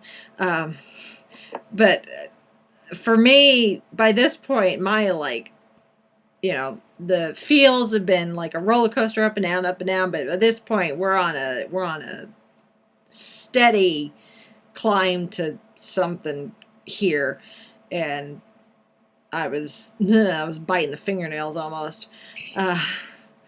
But we eventually find out through, missing the doctor yelling at each other, and Missy being all woohoo, and at some point, I don't know if it was when she was talking to Osgood or if it was later, and she's like bananas. Like, yes, Yeah, you are. that was You are. Yes, indeed. You are bananas. That is Because a Osgood bananas was again, though. yeah. So if whatever the master is going to tell her is so important, Yeah. why would you tell us? Yeah. And Bananas. Like, completely bananas. And then later, when Missy's out and is about to kill Osgood, she's like, I'm of use to you. You shouldn't kill me. I can be useful. And like, well, that is true. But like I said, bananas. Bananas. Yeah. Bananas. And just the way she says it, you're just like, oh my gosh, you're scaring the crap out of me. What are you doing? Yeah, wow. Bananas would not be the word I would use, but we're trying to keep this family-friendly show, so yes, I will. And that was, and if Doctor Who was not a family-friendly show, they probably wouldn't use bananas either. Yeah, it'd be something else that starts with a B, but it'd be 3 words. Starts with the word bat. I'll let you fill in the blanks. Yep, fill in from there. Yeah. And every step of the way, there's like, this is totally the master. Yeah. All the way through. This is a plot the master would come up with. This is how the master would act. Mm-hmm. Yeah. I have to say, they got this down to a science. Mm-hmm. Last weekend, I wasn't really, I could see, how she was the best. I could see the MO, but I was, wasn't really feeling it.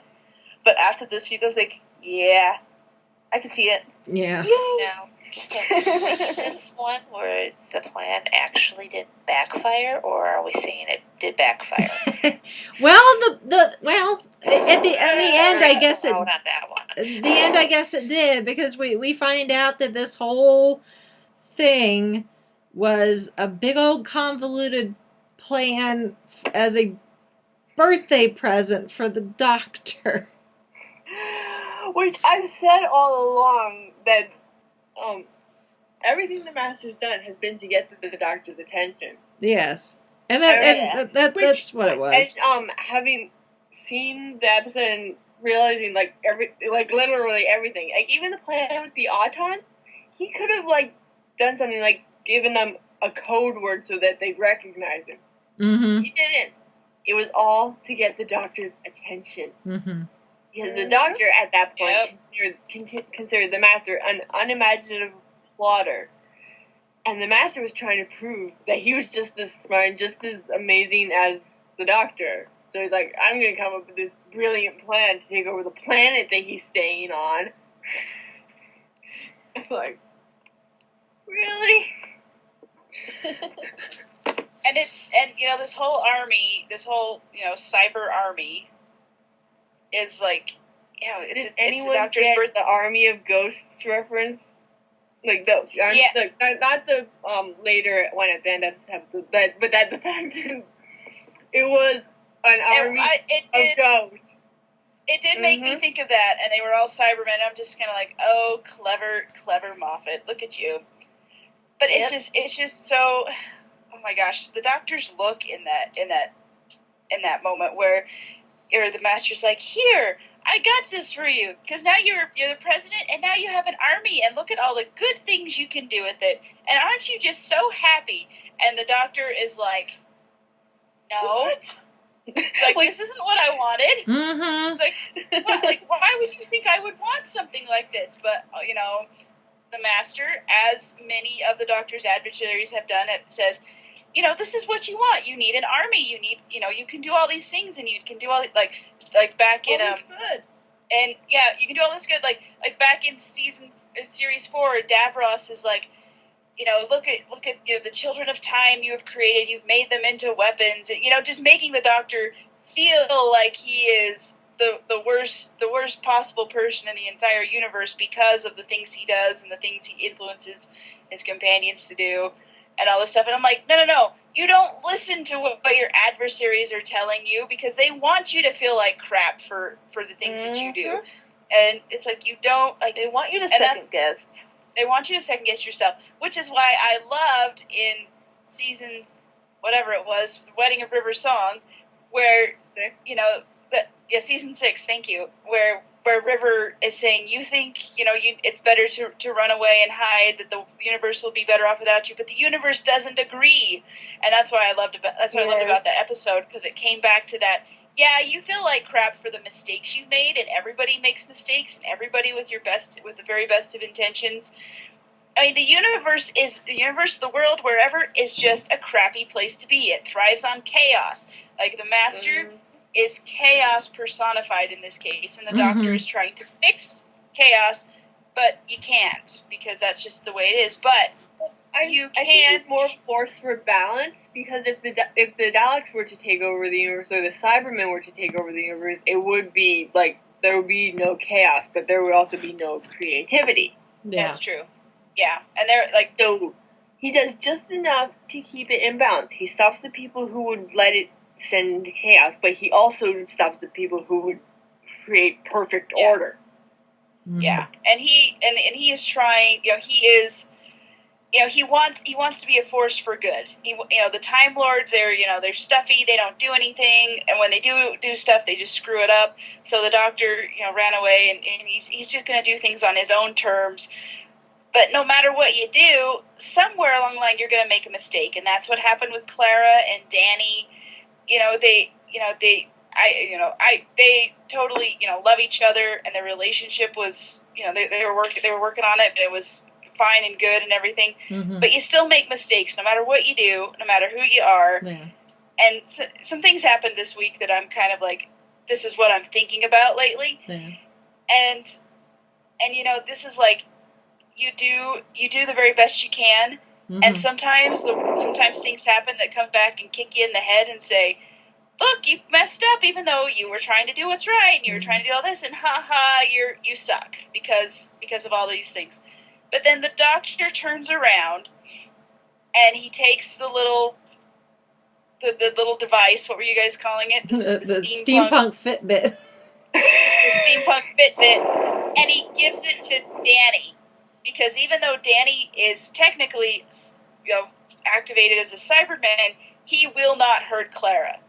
That doesn't matter if his emotions are turned off or not. When they were doing the hokey pokey, he wasn't doing the hokey pokey with everybody else. He and Clara were like clinging on to each other, which was kind of weird if you think about it too much, because he's cybernetic, but whatever.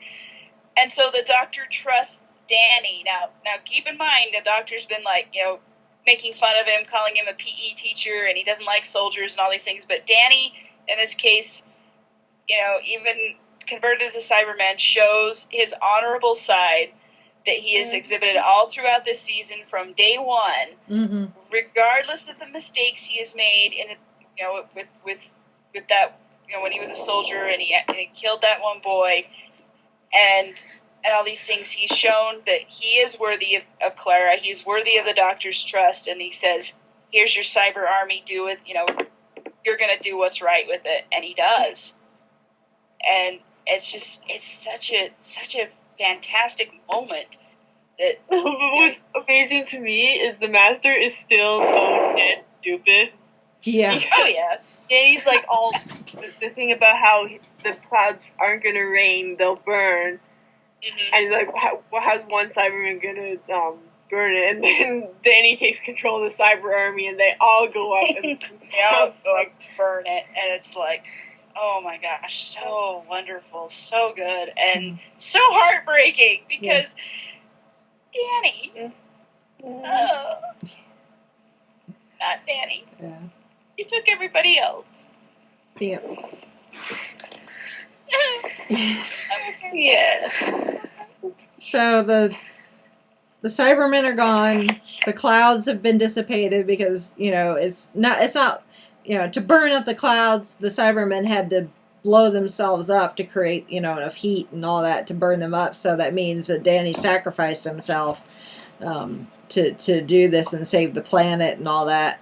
So we're left with Clara, the Doctor, and Missy in this cemetery, and Clara gets her hands on Missy's little remote thing, which is what Missy was using to disintegrate people. That's what she used on Osgood. And Clara is going to zap Missy and turn her into a pile of ash. And the Doctor convinces Clara not to do it, and she's like, well, you're going to let her live? And he's like, no, I never said that. I'm just not letting you do it. And of course, Missy takes this as an opportunity to, try and jab at the Doctor some more and say, oh, you're going to spare her soul. Who's going to spare yours? And all, all this stuff. And the Doctor looks like he's actually going to do it. I mean, he's got Missy trapped in between a couple of headstones, and Missy's all like, say something nice. Because that's like her thing, is say something nice, and the Doctor's like, you win. And she's like, and the look on Missy's face when she hears that. Yeah. It's like finally. Yeah. But then this. Well, she even said, I know. Yeah. But before the Doctor can fire, this blue beam appears and hits Missy square on, and she disappears. And we'd like to assume that she was, because it looked kind of similar to what you might see come out of a Cyberman or like a Dalek, like a little laser thing, but we don't know. And Moffat has already said don't count the Master out not returning, so the Master dies for fun. The Master could easily fit in the Marvel universe because nobody ever really dies. And we'll leave it at that. But Missy disappears to wherever. Fortress of Solitude or something, I don't know. And wherever. Yeah. We see this lone Cyberman, but then it disappears. But they run. The Doctor and Clara run off in that direction, and then we see Kate laying on the ground in this cemetery, and she's alive, and she's breathing, and she's got a heartbeat, and that's a really good thing. But the Doctor's like, how could she have survived that fall? And the doctor realizes that the Cyberman that they saw for a second must have caught her and flew and brought her here and dropped her off. And Clara's bent over Kate trying to wake her up or whatever. And Clara looks up at the Doctor and says, Doctor, she's talking about her father. And the Doctor realizes that at this point I was in tears. When I'm tearing up now, and the Doctor makes the connection that I can't remember the exact line. He's like, of course, the Earth's darkest hour, and mine as well. Where else would you be? And you realize that Cyberman was the Brigadier. And it's like, there was mention of a I forget how it was saying, but a cameo, like kind of. There was talk about that someone, but there would be like this sort of thing a cameo of someone of kind of I don't remember how it was played, but the Someone way it was important. phrased suggested to a lot of people that the Brigadier would be in this episode as a Cyberman. See, I'm glad I didn't hear that because I that didn't totally hear would have that ruined either. it for me. This is like So- such a surprise, Really? and I think Because I was hearing about that for like probably a couple days beforehand. No, I tried to avoid anything like the plague, here. so I just didn't see it. I really Yeah. wasn't trying to avoid anything. It just didn't hit my Well, radar. I don't try to I don't seek out spoilers, but I don't try to avoid them either. So it just,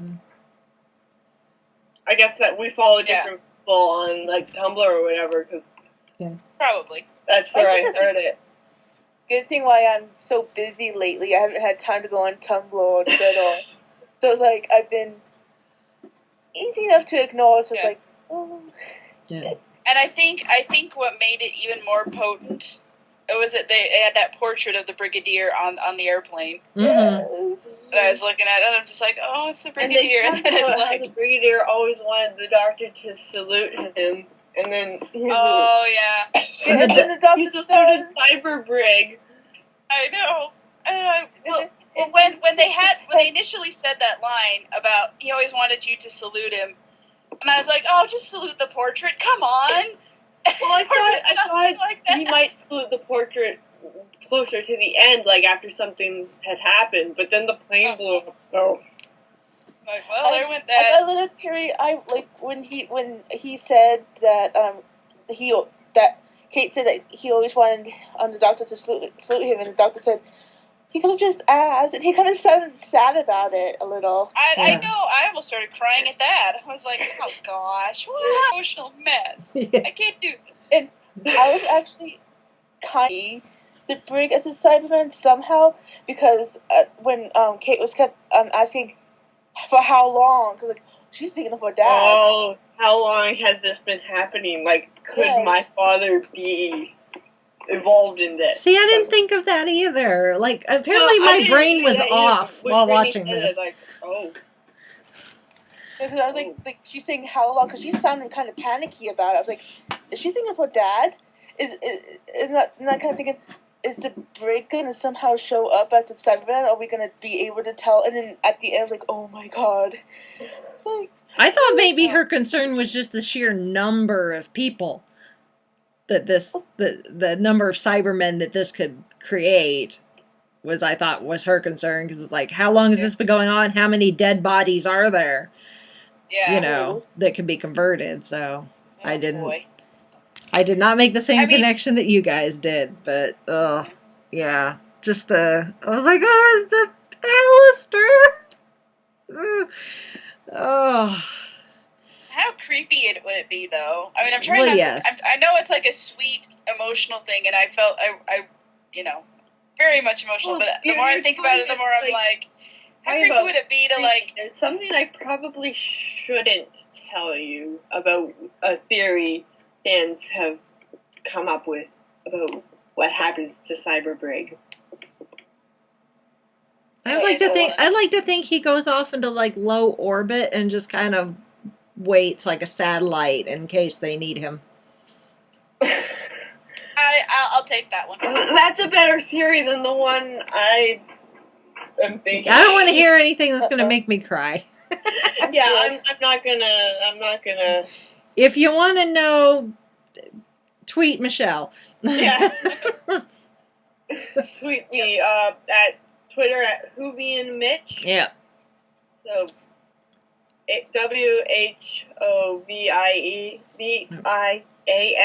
WHOVIEVIANMICH. Yep, there you go. There Just you go. go, hey Mitch, what was that I theory? might ask you about that later, because right now I'm not emotionally stable enough. But Yes. maybe later.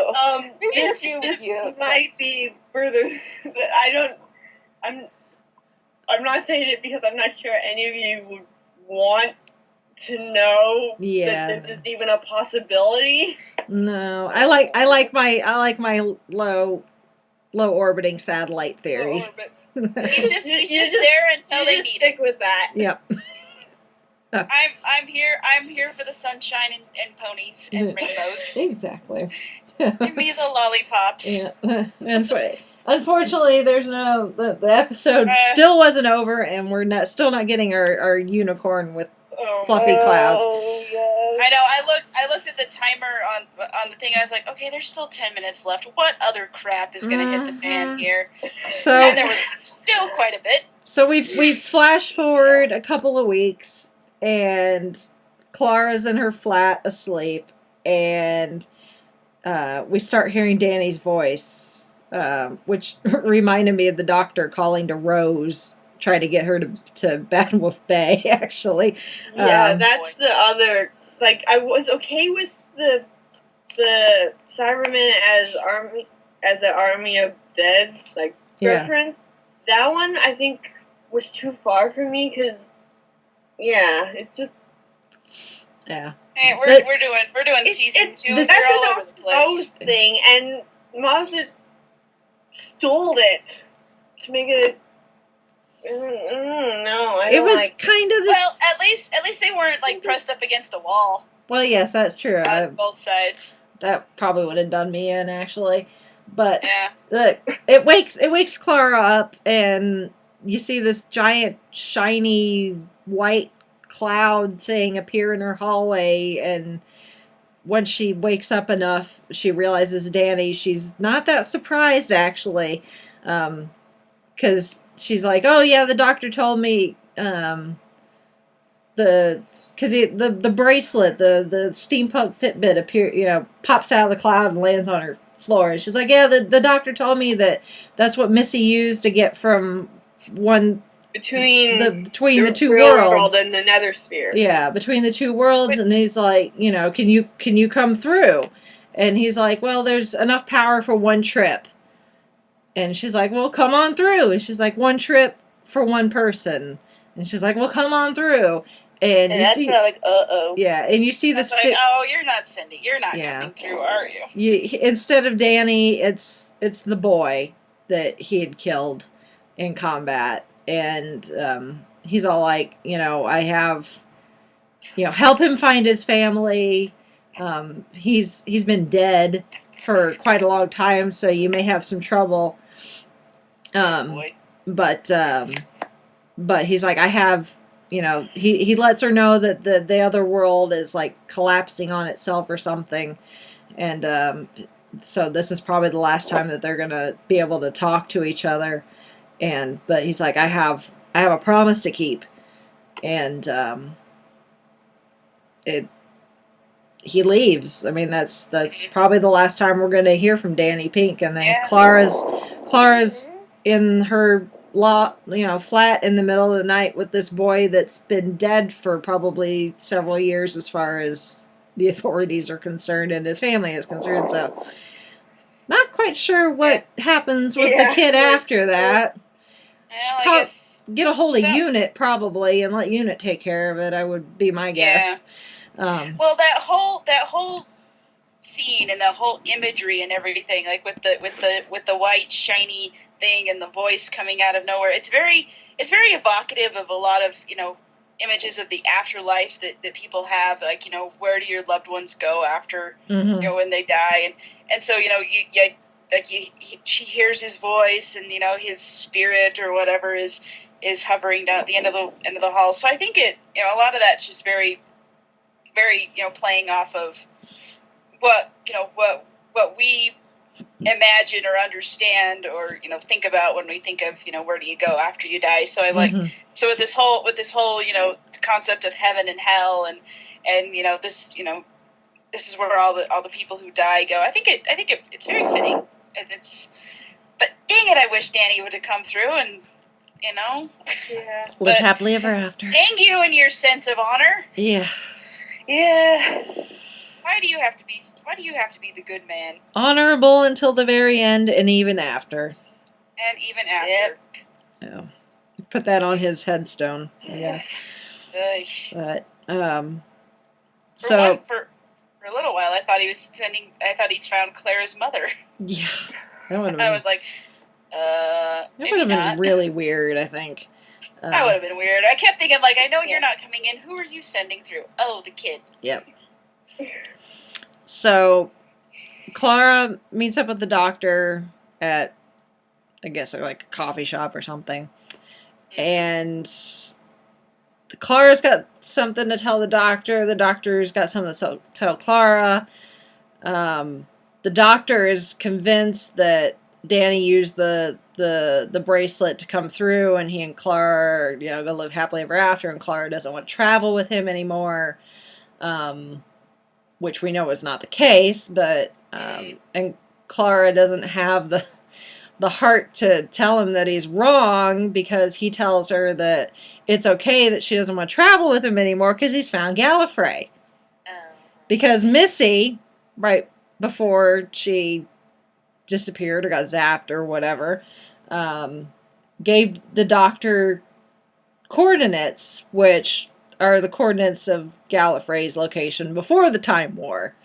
Which is basically at the same spot. Yes. Supposedly where it was before. Yeah. Which, to me, Missy's logic made sense. Like, it's back and it's where it was. Did you not think to go check? I'm like, well, yeah, doctor, why didn't you think to go check? Once you found out the Gallifrey had been destroyed. That should have been the first place you looked. Yeah. It's like when you're looking for your keys. They're always the last place that you look. Yeah. It's the last place you look for Gallifrey. Or something. Yeah, exactly. So, but then it flashes back, like, or it intercuts with the doctor actually going to the coordinates, punching them in the TARDIS console, and he gets there, and there's nothing.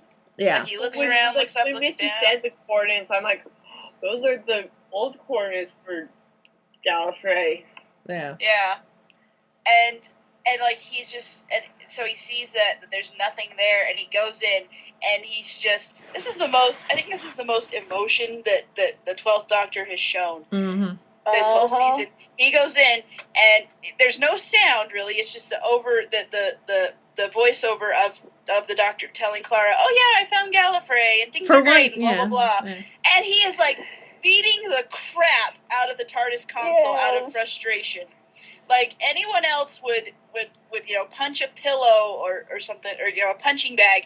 He is beating up the TARDIS console out of just sheer anger and everything, because Gallifrey is not where it's supposed to be. Yeah.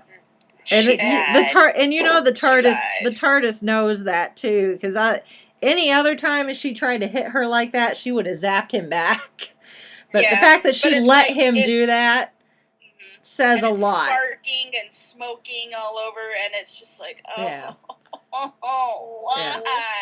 So, Clara's got the doctor convinced that she and Danny are together and they're going to live happily ever after, and the doctor's got Clara convinced that, oh yeah, I found Gallifrey for once the master wasn't lying, and now I may, go and become president or queen. He's like, queen's good.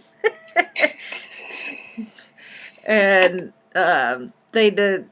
Clara's all like, if this is it, we should end on, doing something that we don't normally do. And he's like, a hug. And she's like, yeah, because we know he's not really a hugger, at least not in this body. So and she asks him, why don't you like to hug? And he says, because you can't see the faces. You never try. It's just a way to hide your face. Mm-hmm. It's your face. And it does show that Clara is about ready to burst into tears. The doctor, if he's not going to cry, he's really close to it. Mm-hmm. But then by the time they separate, they're like, okay, everything's fine. And it's just like, screw you. Yeah. I wanted to shake both of them and say, stop lying to each other. But it's the way this whole series has gone, I guess it's a fitting ending. Like, I don't see how a happy ending here would have been a good capstone to this season, just because of where it's gone and how. Again, I hesitate to use the term dark because it's been so overused, but I don't know what else to say. Just how dark it's gone, and how like the serious subject matter that we've dealt with this season, and just, I mean, this isn't the light and happy Matt Smith anymore. No. which is fine and good because No. it needs to change and evolve and be different. But dang it hurts. Yeah.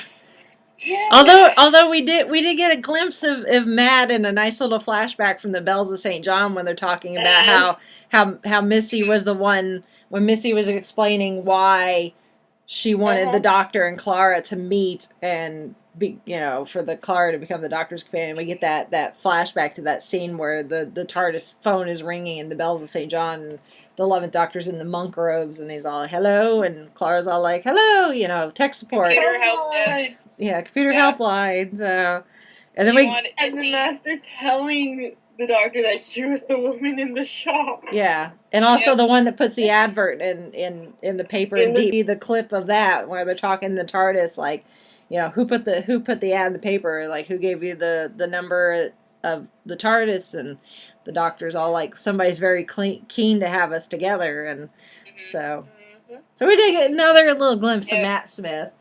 Which is kind of weird to see because we've had Capaldi for so long. We're like, oh yeah, Matt Smith. Which kind of makes a nice bookend because Matt was in Deep Breath at the beginning of the year. Yeah. Or the beginning of the season. So, So. I guess that's sort of thing. But yeah, the whole point of Clara teaming up with the Doctor is she's a control freak. And how do you control someone who is uncontrollable? Like the Doctor. Like the Doctor. We're the control freak. So and why do I have the feeling that it's probably going to be an interesting conversation come Christmas special? Yeah. Oh, it's going to be. Oh, yeah. Speaking of the Christmas special. Yeah, so the Doctor gets in the TARDIS, and, he and Clara have a few more parting words, and Clara has to say something all deep and profound, like, thank you for making me feel special, and all this, and he's like, he thanks her for the same, actually, which I thought was sweet. And then the TARDIS dematerializes, which I find funny. He gets in the TARDIS, and it disappears, and there's all these people, like, shopping and riding a carousel, and nobody bats an eye. I think, wasn't that the same street that they landed on in Deep Breath? It is. It Awfully looked a lot like it, which they said that was Glasgow, which is nowhere near Clara's house, so why they were there, I don't know. Unless there's a look-alike street in London. Well, welcome to the BBC. We have 5 actors, like 2 shirts, and like 1 street we can film on. So, in one house. In one house. 1.5 props. Yeah, exactly. So we're all sobbing, crying because this is not what we wanted. No. Not what we signed up for. The credits roll. And then they, like a Marvel movie, they stop. They pull a Marvel here in the middle of the credits, and there's someone knocking at the door of the TARDIS. They're in the Doctor's in the console room, feeling mopey, looking about like how we all feel, and there's a voice coming through, and it's like, we should know this person, but we don't, or at least I don't. I'm trying to think, is this like an old companion? Is this someone? Who is this? They're just pounding at the door, and this person is just yelling, "Doctor, it can't be like this. Let me in." The story can't end like this. Yeah. Which is what we're all thinking. Exactly. And finally, whoever it is, like, I'm coming in. And, because, the Doctor's just ignoring whoever it is, and is just being mopey, and the person's all like, "That's it, I'm coming in." And the door busts open, and it's Santa Claus. Played by very fittingly Nick Frost. Which I know he's in a lot of other movies, but I've seen none of them. But I saw that credit, like, Santa Claus, played by Nick Frost. I'm like, well, of course. Which leads right into the Christmas special, because Christmas, we're going to fix all these downer endings. Hopefully. I hope. Hopefully there will be some Christmas magic, and the Doctor and Clara will be reunited, and everything will, be all happy and everything. But and if they want to bring Danny back, I don't care how convoluted the reasoning is, I'm all for it. Yeah. Maybe he finds Danny and Osgood. Yes, Danny and Osgood. Bring them both back. Yes. Well, you hand wave away the Master coming back to life. You can do it for these two. Mm-hmm. Yeah. Well, Because Osgood's supposed to be representative of the fandom, so what does that mean that she's been killed off? Yeah.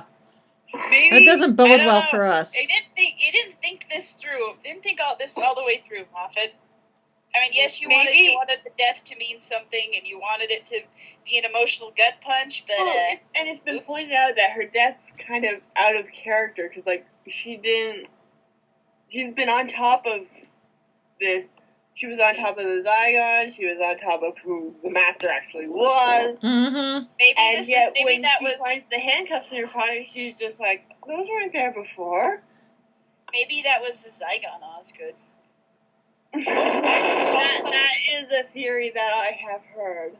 I like it. Like I said, I don't care how convoluted the reasoning is, just bring her back. Mm-hmm. Or maybe the whole little weapon thing wasn't really a weapon for some odd reason. Maybe it's like a transport, like in Time Heist. Maybe. I don't know. Never mind. Never mind. Well, I'm cool with that too.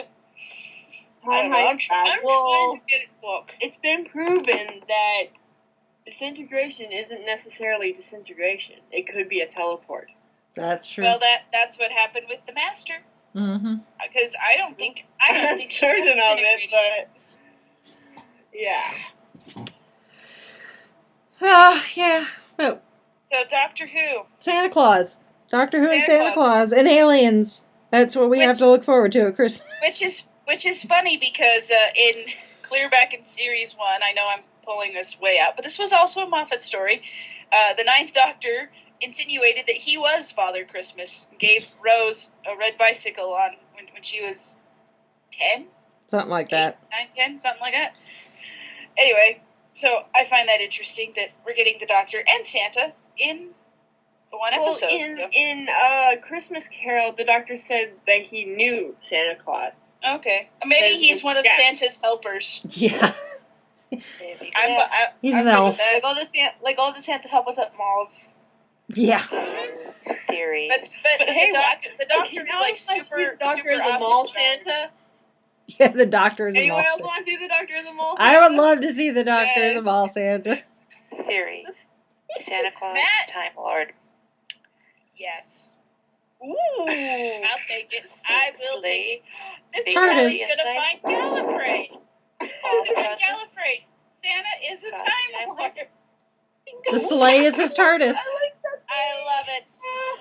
We have figured it out. You heard it here, folks. The Five-ish Fangirls. We have cracked the code. Lord. Just like James Bond. And Mary Poppins. And Mary Poppins. So, And anyone else? We'll think of somebody, I'm sure. I'm sure we will.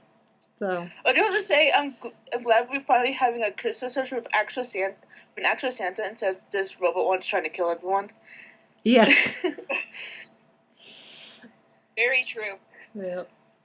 So, real quick, everybody, just overall thoughts of Series 8 as a whole.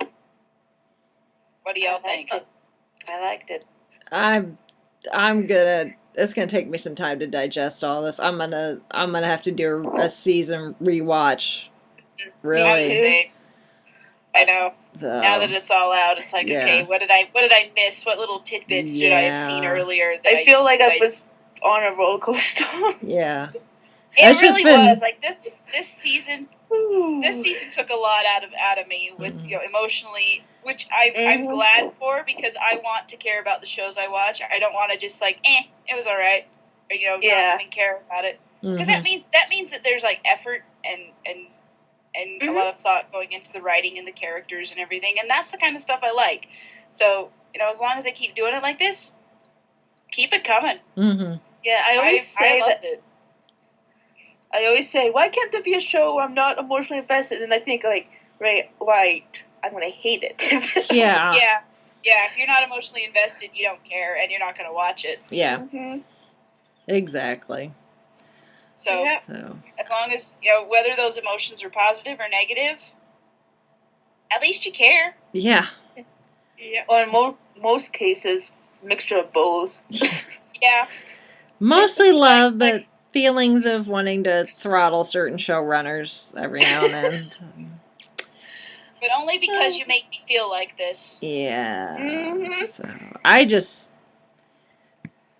I think at least a rewatch at least once would be a good thing, at least for me, just because a full season of Doctor Who is usually just a lot to take in anyways, like with the story arcs and all that, and just trying to keep your mind wrapped around what's going on with all the episodes, and then if there's a season arc, trying to follow that as well. But at the same, you're trying to absorb that, but then in my case, and I know some other people's too, you're also trying to absorb a new Doctor, because this is the first time that I'm getting a new Doctor in real time.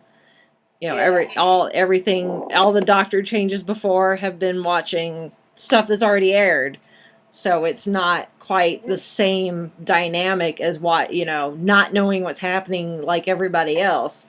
So now that I've watched the entire season and have a feel of Capaldi and his Doctor, now I can watch the episodes and actually concentrate on the episodes and the story, and not have this like narrative going in the back of my head going, okay, is he doing something that's Doctor-ish? Is this not very Doctor-ish? Do I like this for this Doctor? Do I like this Doctor at all? It's like I can just watch it for what it is. Mhm. So I hope that made sense. Yeah. Good. I will not say no to another reason to watch Robot of Sherwood again. That too. Yes. Because I love that one. I'm gonna be glad to be able to go back to, because like these last 12 weeks have been really Speaking hard. of Robot of Sherwood, if the season had been split, Robot of Sherwood would have been my birthday episode. I went back and I figured it out. Nice. Because the series would have started April 19th, I think. Oh, So, yeah, for Easter. Mm-hmm. For Easter. Which means Robot of Sherwood would have aired on my birthday. Nice. There you go. I don't think I'll ever get Doctor Who on my birthday. See what? It aired in the fall. Yeah. Your birthday's 2 weeks after mine, so what would have been? Caretaker? Or no, Time Heist. Yeah, Time Heist would have been 2 weeks later. Yeah, because my birthday's 2 weeks after yours. Huh. Okay. My birthday's in February. I don't think I'll ever get Doctor Who on my birthday. Well, there was a few The times last time Doctor Doctor on Who my was anywhere birthday, but I near wasn't your watching. birthday was probably in 60s. Back in I was the going to say probably in the 60s when it aired every week.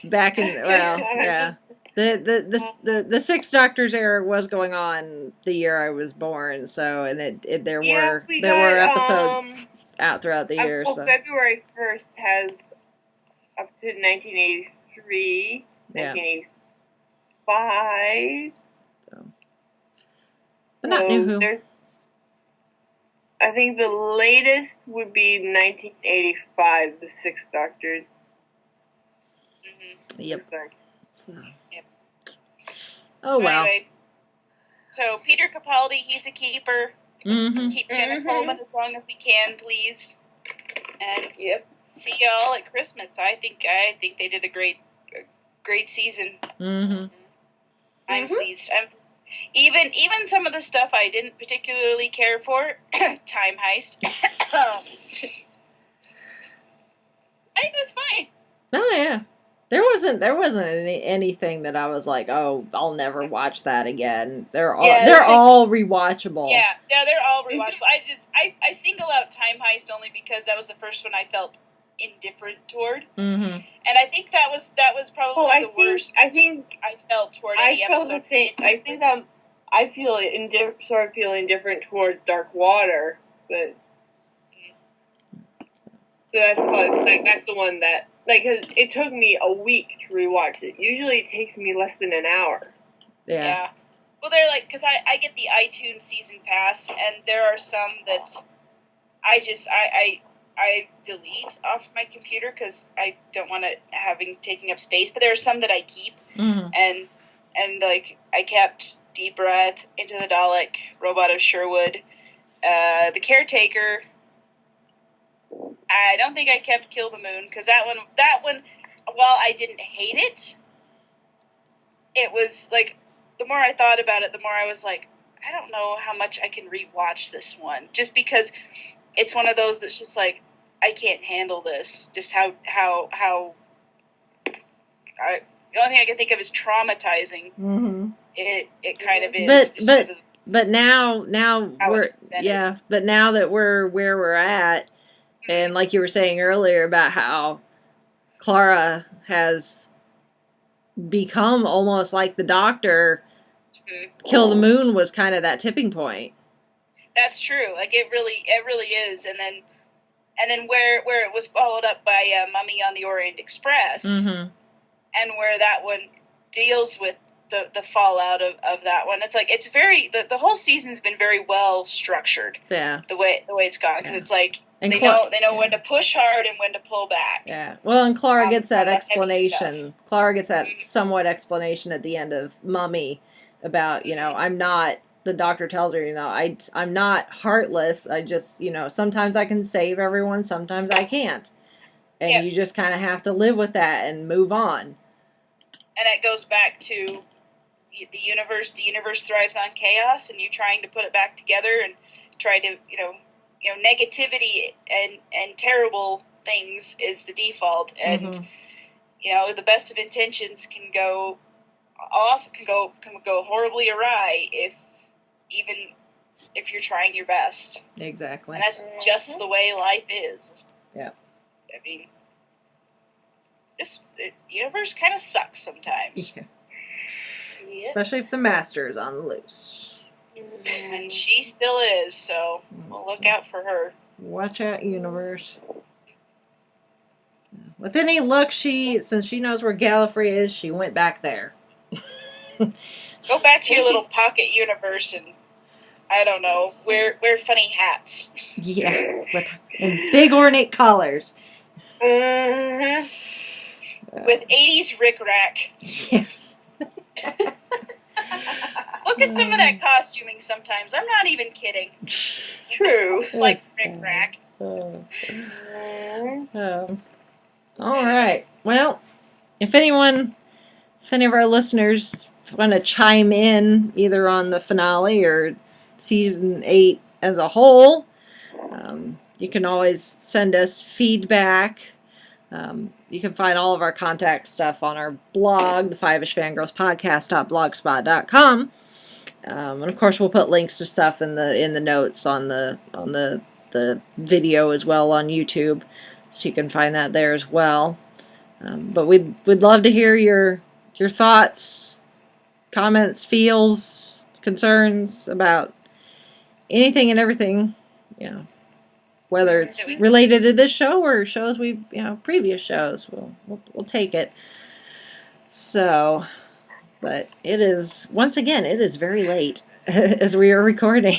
This daylight savings thing is kind of throwing me for a loop, so. But it's all good.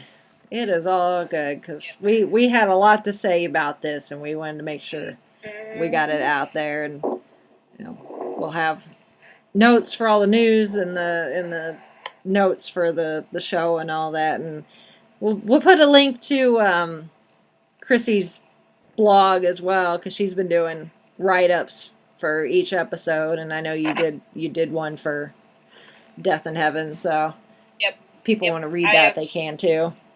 Yes. So. And I'm also doing them for Once Upon a Time and Sailor Moon Crystal, which I'm kind of behind on Sailor Moon, but I've had a crazy couple of weeks. Yeah. But I'm getting better. I have to. Oh, sorry, Chrissy. Nope. Go ahead. I was done. I was gonna say. I have to say, I'm impressed that you can put out a blog post about the shows you watch, pretty much right after you see them, because I can barely think after the one I watch. Especially Doctor Who. I was like, what just happened? Well, sometimes. Well, I've had a lot of practice with this, because I started doing it with 24, and then 24 got well, it ended. It did, I guess, I don't know, canceled, whatever. And that's how I started watching Doctor Who, because I was like, I don't have 24 anymore. What am I going to watch now? And I was like, oh, let me try Doctor Who. And the rest, as they say, is history. Yeah. But yeah, I don't know. I just, when I have something to say about a show, I want to talk about it. So I do. And sometimes I have to. Anyway. But yeah. Yep. Sometimes I have to really discipline myself to sit down and do it. And no spoilers, but tonight's Once Upon a Time, it's not so much a review as me throwing things. As from someone who hasn't seen it, uh-oh. Yeah. Uh-oh. We Well, look you forward kind to of knew that. it was coming, so it's not like this was... True, No, but I'm still. not saying anything. I know. Yes, hush, hush. Okay. So before we As all Nova become... says, shutty up. Yeah. Wait, how did Shutty up. Something like that. So we better sign up before I spoil Brittany and Yeah. Rachel. Or before we all end Yeah. up as piles of feels on our respective floors again too. So yes, with that we're gonna sign off for this week. So.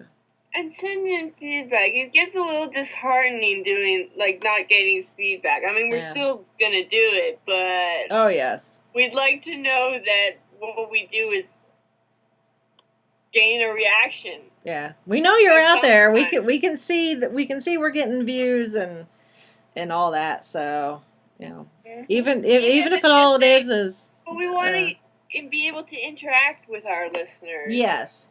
Yes. Don't be shy. Say hi. Even if all you say is hi, just say hi. Exactly. Yes. Anyway. Oh, and also the Traveling the Vortex book club is up on Goodreads, and the polls are open. I was a little late getting that going. I apologize, but you can now vote for what we're going to read in December, and there's some pretty interesting ones on the poll. So go see what you find. And we are reading Apollo 23 this month. Which is one I have read. So Yep. And leave a comment on the discussion board. Oh. And on the discussion board, not on the books page like Sean did. I mean, you can leave a review on Well, the book yeah. on the book page, but cross post it to the book club if you wouldn't mind. Yeah. And we'll have some nice discussion. Yeah. So we'll put up a link for that too. Yes. Yeah. Anyway, signing off because I'm starting to get punchy. And you guys, oh my gosh, this is way late for you. Yeah. For their time zones. 1:48. For those counting. I haven't even hit midnight yet, and I'm already just like, plink. Anyway. So signing off. Yeah. This is Brittany saying goodnight from Towers for the last time. This is Chrissy in Salt Lake City saying goodnight. This is Holly from Wisconsin saying good evening. Mitch from Kitchener, Ontario saying goodnight. And this is Rachel in Indianapolis, Indiana. You know what? I'm an idiot. An idiot with a box and a screwdriver.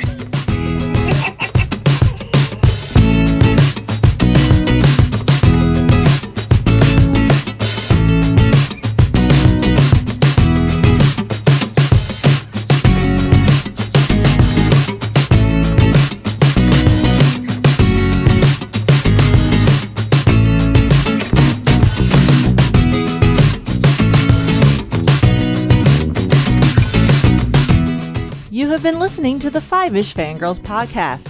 Any and all movies, books, games, and other forms of media mentioned are owned and operated by the respective copyright holders. No copyright infringement is intended or implied.